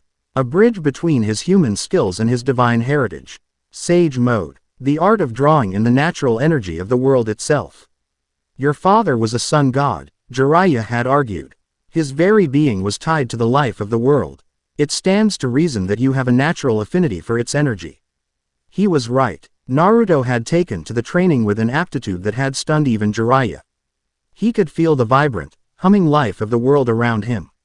But here, in Kawaii, that hum was a weak, sickly thrum, being drowned out by a deep, discordant bass note. They found the epicenter in a sunken valley, a vast, unnatural depression in the landscape where the very rocks seemed gray and lifeless. And in the center of it, a thing of nightmare was rising from the earth. It was a humanoid figure, 50 feet tall, constructed of rock, dead soil, and the petrified roots of withered trees. It had no face, only a swirling vortex of dust where its head should be. Veins of a black, oily substance pulsed across its body, and with every slow, ponderous step, the ground around it died a little more. This was not a reanimation. It was a cancer of the earth itself. A grave titan. That's the biggest, ugliest thing I've ever seen, Jiraiya breathed, his expression grim. And I've seen Gamabunta's warts up close.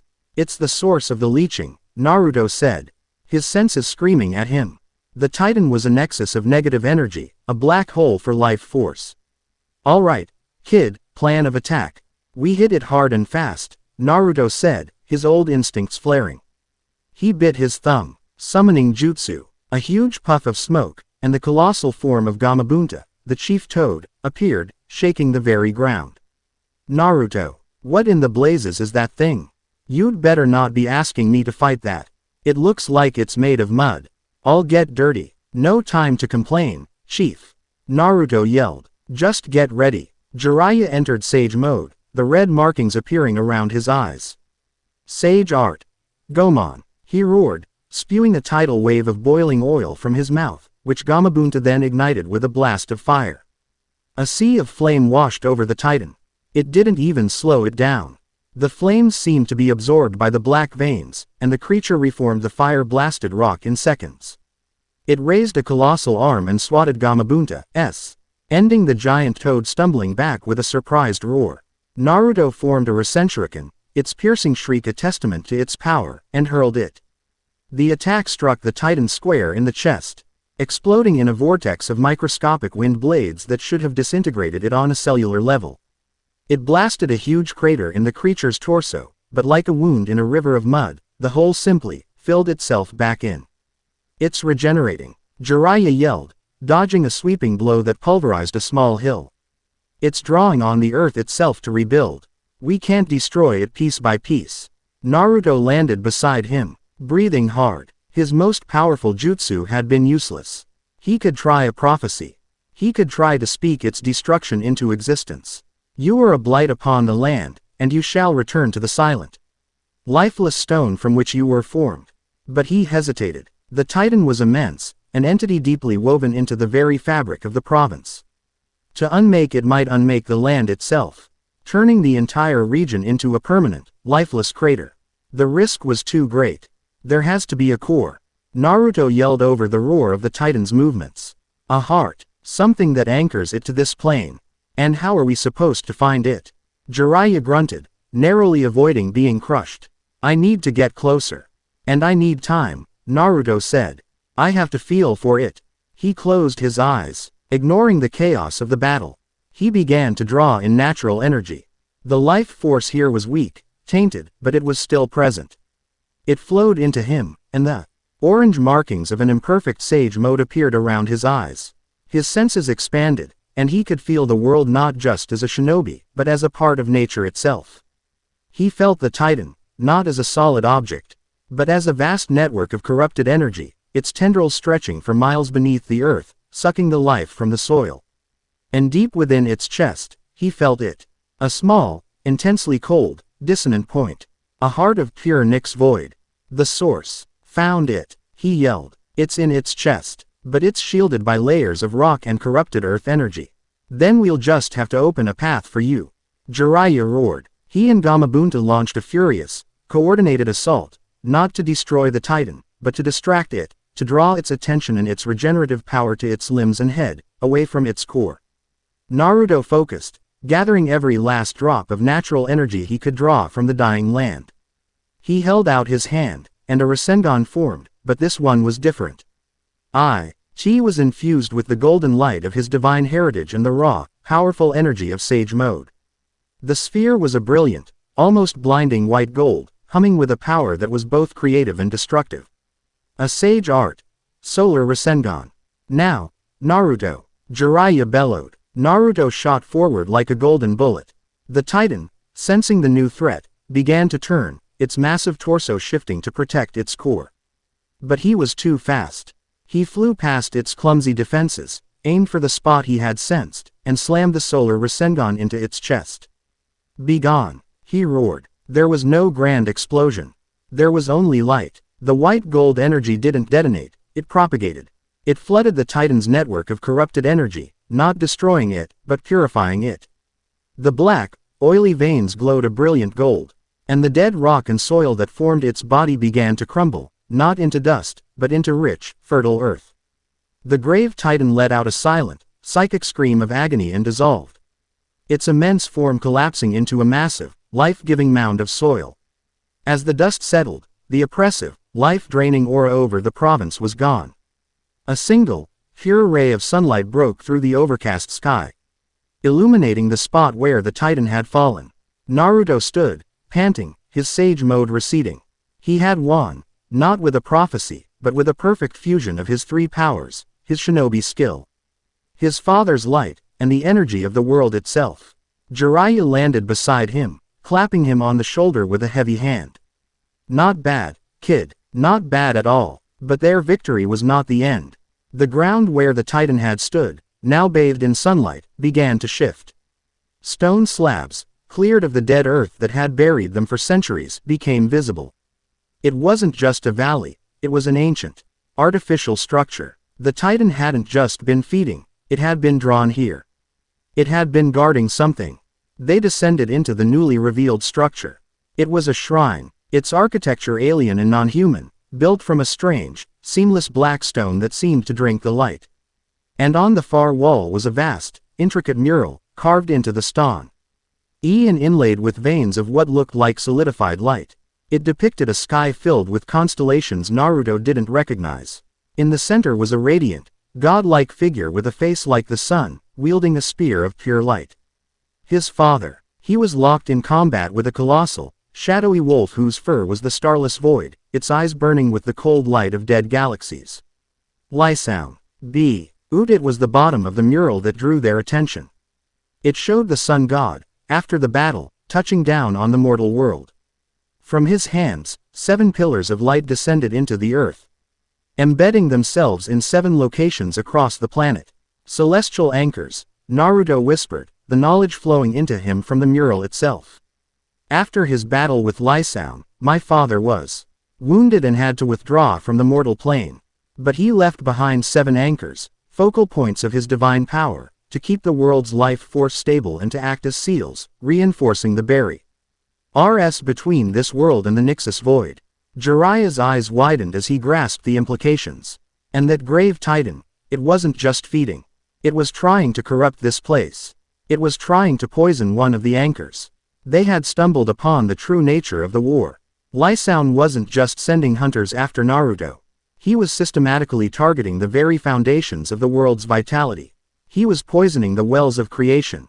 If the anchors fell, the seals would weaken, and the full might of the Nyx could pour into their world, devouring everything. We have to find the others, Naruto said, his voice filled with a new, urgent purpose. He placed a hand on the mural, on the depiction of one of the anchors. Its location, a map of light, flared to life under his touch, burning an image into his mind. An island fortress, surrounded by powerful whirlpools, in the land of water. He knew where he had to go next. His training trip was over. The hunt had just begun. Chapter 9 End. Chapter 10. The Eye of the Maelstrom and the Brothers Return. The journey to the land of water was a race against a silent clock. The map of light burned into Naruto's mind from the sunken shrine was not a static image. It was a living thing, a faint, golden pulse he could feel across the vast distances. And he could feel it weakening, the steady, rhythmic heartbeat of the world's life force growing fainter, more strained. Lysound's agents are already there, Naruto said, his voice grim as he and Jiraiya stood on the deck of a smuggling ship, cutting through the choppy, gray waters. The salt spray did little to wash away the oppressive humidity that clung to the air as they neared the archipelago. This anchor is already under assault. The hidden mist is not a welcoming place, Jiraiya rumbled. His arms crossed as he scanned the horizon.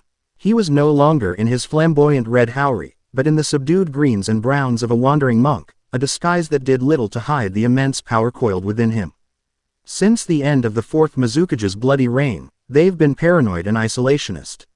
Walking in and telling them a secret god war is happening in their backyard is not going to go over well.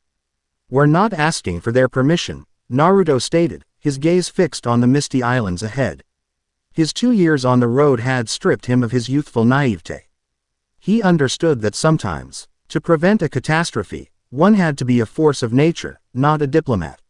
We're telling them a fire is about to burn down their house. They can either help us put it out, or they can get out of the way. The land of water was a nation of ghosts. The legacy of the bloody mist, of the brutal graduation exams where children were forced to kill their classmates, was a palpable stain on the very atmosphere. The people were reserved, their eyes holding a deep, lingering suspicion. When they arrived in Kurigakure, the hidden village, the oppressive mist was not just a natural phenomenon. It was a physical manifestation of the village's soul, shrouded, insular, and full of secrets. Their presence was noted the moment they stepped off the docks. Within minutes, they were surrounded by a dozen mist anbu, their porcelain masks adorned with the village's striated symbol, their blades drawn and humming with killing intent. Jiraiya the Toad Sage, Naruto Uzumaki, the Nine Tails Jinchuriki. The lead ANBU's voice was as cold and damp as the mist. You are a long way from the land of fire. State your purpose, or be declared enemy combatants. We're here to speak with the Mizukage, Jiraiya said, his posture relaxed but his eyes missing nothing. It's a matter of global security. The Anbu captain scoffed. The world's security is not our concern. Our concern is Kurigakure. Before the situation could escalate, Naruto stepped forward. The Anbu tensed, their hands tightening on their swords. Naruto simply raised his own hand, palm open. A small, warm, golden light bloomed in his palm. A miniature sun that pushed back the oppressive mist and the psychological chill of the village. It was not an attack, it was a revelation. The blight that is consuming the land of Earth is not a natural phenomenon, Naruto said, his voice calm and clear, ringing with an authority that made the seasoned killers pause. It is an attack. The same force responsible is now here, in your waters, targeting a focal point of power that is vital to the life of this entire planet. I am not here as a Konoha shinobi. I am here as an enemy of the thing that wants to turn your world, and mine, into a dead, silent rock. Now, are you going to take us to your Mizukage, or are you going to waste time we don't have? The Anbu were stunned into silence, both by the strange, non-chakra energy and the sheer, unshakable conviction in his voice. The captain stared for a long moment, then slowly, reluctantly, sheathed his sword. Follow me. They were led to the Mizukage's office, a stark, functional room at the top of the central cylinder-shaped building. The fifth Mizukage, Mai Terumi, was a woman whose beauty was sharpened by a clear, dangerous intelligence in her eyes. She stood flanked by her two bodyguards, Ao, a veteran with a Byakugan stolen from a Hyuga long ago, and Chojuro, a young, nervous swordsman clutching one of the legendary seven swords. Quote, I was informed of your forceful arrival, Mai said, her voice smooth but with an undercurrent of steel. She did not offer them a seat. You speak of a blight in the land of Earth and a threat to my nation. These are bold claims. Provide proof. Jiraiya stepped forward, unrolling a scroll. My intelligence network is the best in the world, Lady Mizukage. The reports are here. Entire provinces are turning to dust. The Tsuchikage is suppressing the information, but the truth is undeniable. We faced the creature responsible. It was not a shinobi. It was something older. Ao, his Byakugan active, scanned Naruto. This one, his chakra is immense, chaotic due to the nine tails. But there is something else. Another energy, warm and vital, wrapped around his very soul. It is unlike anything I have ever seen. Naruto met Mei's gaze directly. The creature we fought was a symptom of the disease. The disease is a force of entities that feed on life and hope and seek to extinguish all light from the world. One of their masters, a being of immense power, is targeting 7 locations of great power, celestial anchors, that stabilize the world's life force. One of them is here. Its corruption is what is weakening the pulse of life I feel. If it falls, the land of water will be the first to wither and die, followed by everyone else. Mai was silent, her fingers steepled before her lips. He was a leader who had inherited a village built on paranoia and betrayal. Trust was a foreign currency here. But she was also pragmatic. The information from Jiraiya's network, combined with the strange reading from Ao and the sheer, desperate sincerity of the young man before her, painted a picture she could not afford to ignore. There is a place, she said slowly. An old fortress from the time of the first Mizukage. We call it the Vault. It is built on an island surrounded by a permanent, violent maelstrom, a place where the ocean's energy is unnaturally strong. No one has been there in decades. She looked at Naruto, her eyes narrowed. If what you say is true, that is where your anchor would be. She made a decision. Chojuro will guide you. Ao and I will follow. My Anbu will secure the perimeter. But be warned, she added, her voice dropping to a dangerous whisper. If this is a trick, if you are leading us into a trap to weaken my village, not even the Toad Sage will be a BLE to save you from the wrath of the hidden mist. The journey to the vault was a testament to nature's fury. The maelstrom was a churning vortex of whirlpools and colossal waves that would tear any normal ship to splinters. But Chojuro, channeling chakra into their small, swift vessel, navigated the impossible currents with a practiced, albeit nervous, skill. The closer they got to the central island, the heavier the air became. It was not a physical pressure, but an emotional one. A wave of profound, soul-crushing sadness washed over them. It was a grief so thick it felt like drowning. Oh, Nay of the escort Anbu suddenly cried out, clutching his head. I can still hear them, he gasped, his eyes wide with horror. The screams, from my exam, the friends I had to kill, he drew his tanto, his expression wild. His own past rising up to consume him.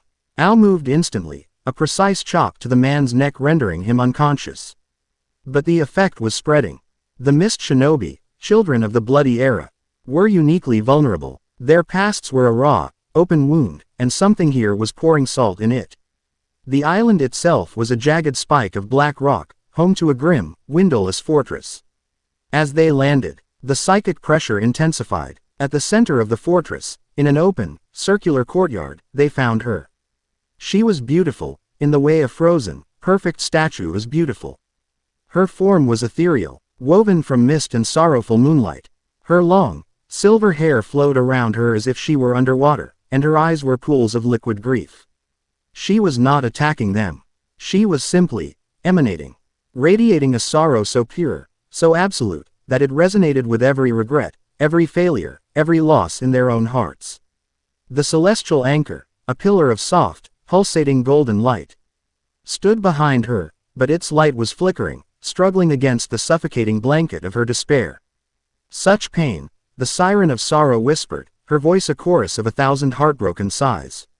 This world is built on a foundation of suffering. The child who kills his friend.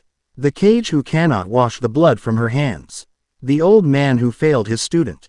And the little son, who carries the ghost of the brother he lost to the dark. Naruto staggered as a vision hit him with the force of a physical blow. He was back in the Valley of the End, but this time, he saw Sasuke die. Impaled on his own Chidori. He saw the light fade from his friend's eyes, saw the Mangekyo Sharingan flicker out, a final, silent accusation. The weight of his failure, the choice he'd made, threatened to shatter his will. Your grief is my strength, the siren sang, her form growing stronger as the mist shinobi around them collapsed, weeping, lost in their own nightmares. Your regret is my food. I will drink the sorrows of this world until it is a hollow, silent shell, and then I will offer it the peace of oblivion. Mei reacted first, her instincts as a cage overriding the emotional assault. Lava release. Melting apparition jutsu. She spat a torrent of acidic, molten rock at the siren. The lava passed through the creature's ethereal form, hissing and steaming on the stone floor behind her. Your anger is just another flavor of pain, the siren sighed. This was the deadliest Nyx yet. It didn't attack the body, or the mind with lies. It attacked the heart with the truth of its own pain. Just as the siren focused her full, crushing despair on Naruto, a sound tore through the mournful silence. A high-pitched, piercing shriek, like 1,000 birds of prey. The sky above the courtyard, which had been unnaturally dark, lit up with a blinding flash. From the heavens, a bolt of pure, jagged lightning, shaped like a great mythical beast, descended. It moved with impossible speed. A spear of raw, natural fury. It was not a jutsu molded from chakra. It was nature itself, guided by a perfect, cold will. A kirin. The lightning bolt struck the siren. It didn't pass through. For a split second, the sheer, untamable power of the attack forced her ethereal form into a state of physical reality. She shrieked, a sound of pure agony this time, her body flickering violently. The oppressive aura of sorrow shattered, releasing them from their psychic prison. Everyone looked up, searching for the source of the impossible attack. On the highest battlement of the fortress, a figure stood silhouetted against the stormy sky. He wore a high-collared black cloak, and the wind whipped at his dark hair. Even from a distance, the cold, powerful chakra was unmistakable.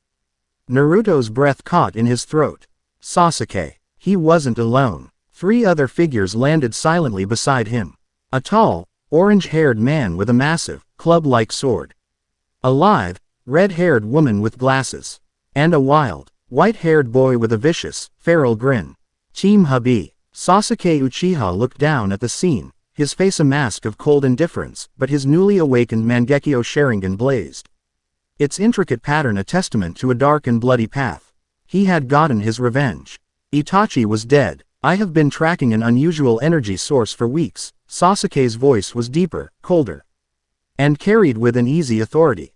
One that resonated with the Akatsuki's research into large-scale energy absorption. It led me here. He looked at the flickering form of the siren, then at the weakened anchor. It seems our paths have crossed, Naruto. The siren reformed, her beautiful face twisted into a mask of rage. More broken souls, more delicious pain. You reek of fratricide, little Uchiha. Your sorrow will be my feast. She lunged, not at Naruto, but at Sasuke, the source of the attack that had wounded her. But Naruto was already there, a blur of motion, intercepting her with a sage-enhanced punch that, while passing through her, disrupted her form with its natural energy. "This is my fight," Naruto said, not looking at Sasuke, his eyes fixed on the Nyx.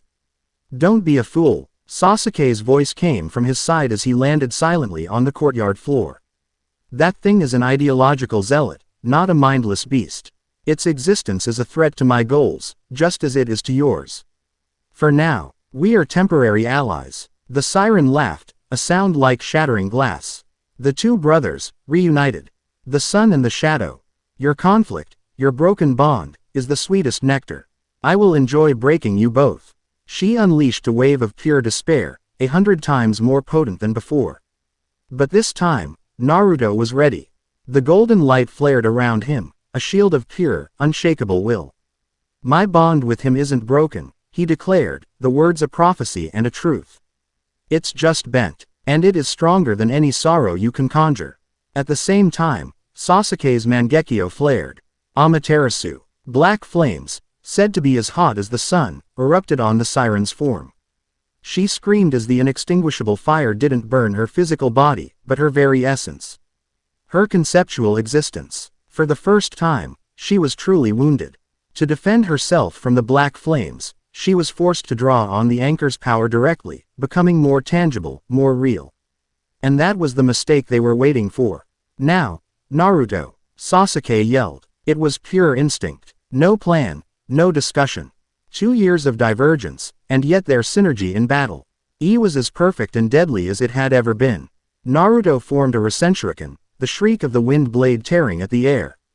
Sasuke raised his hand, molding the black flames of Amaterasu into a sharp, controlled blade.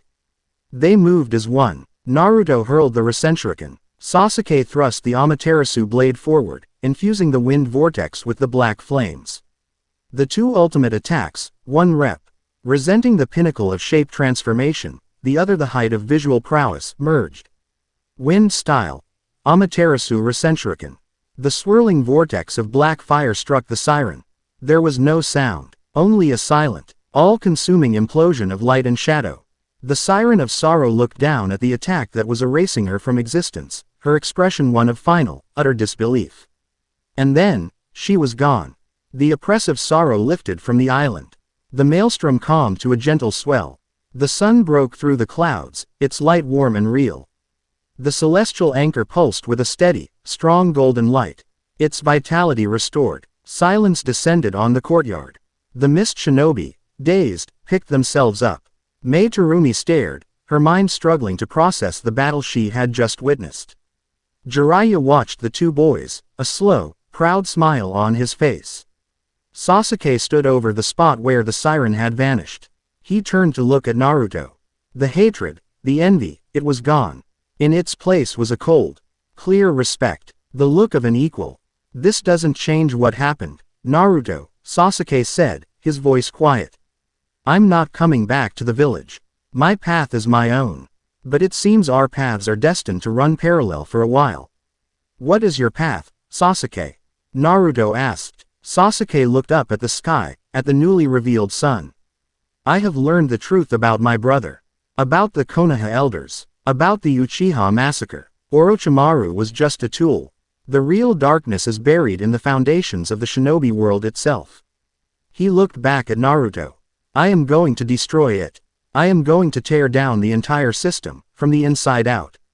He had traded one revenge for a revolution. He turned to leave, his team materializing at his side. "Sasuke, wait," Naruto called out. Sasuke paused, but didn't turn back. "I won't let you destroy our home," Naruto said, his voice ringing with a new, quiet strength. "But I will help you change it. When this is all over, when the world is safe from the shadows, I'm coming for you. Not to drag you back, but to build something new. Together." A faint, almost imperceptible smile touched Sasuke's lips. "Then you'd better get stronger, Naruto." With that, they were gone, vanishing as quickly as they had arrived. Naruto stood in the sunlight, the warmth on his face. He had saved the world again. He had faced his brother again. He had lost him, and yet, for the first time in 2 years, he felt a flicker of hope. Their bond wasn't broken. It had been reforged in the crucible of battle, into something new, something different. A rivalry, an alliance, a promise. He looked at the pulsing anchor, then out at the calm sea. 5 more anchors to save. A world of shadows to fight. And a brother to one day bring home, not to the past, but to a new future they would have to build together. The hunt was far from over, but for the first time, he felt he was no longer hunting alone. Chapter 10 End.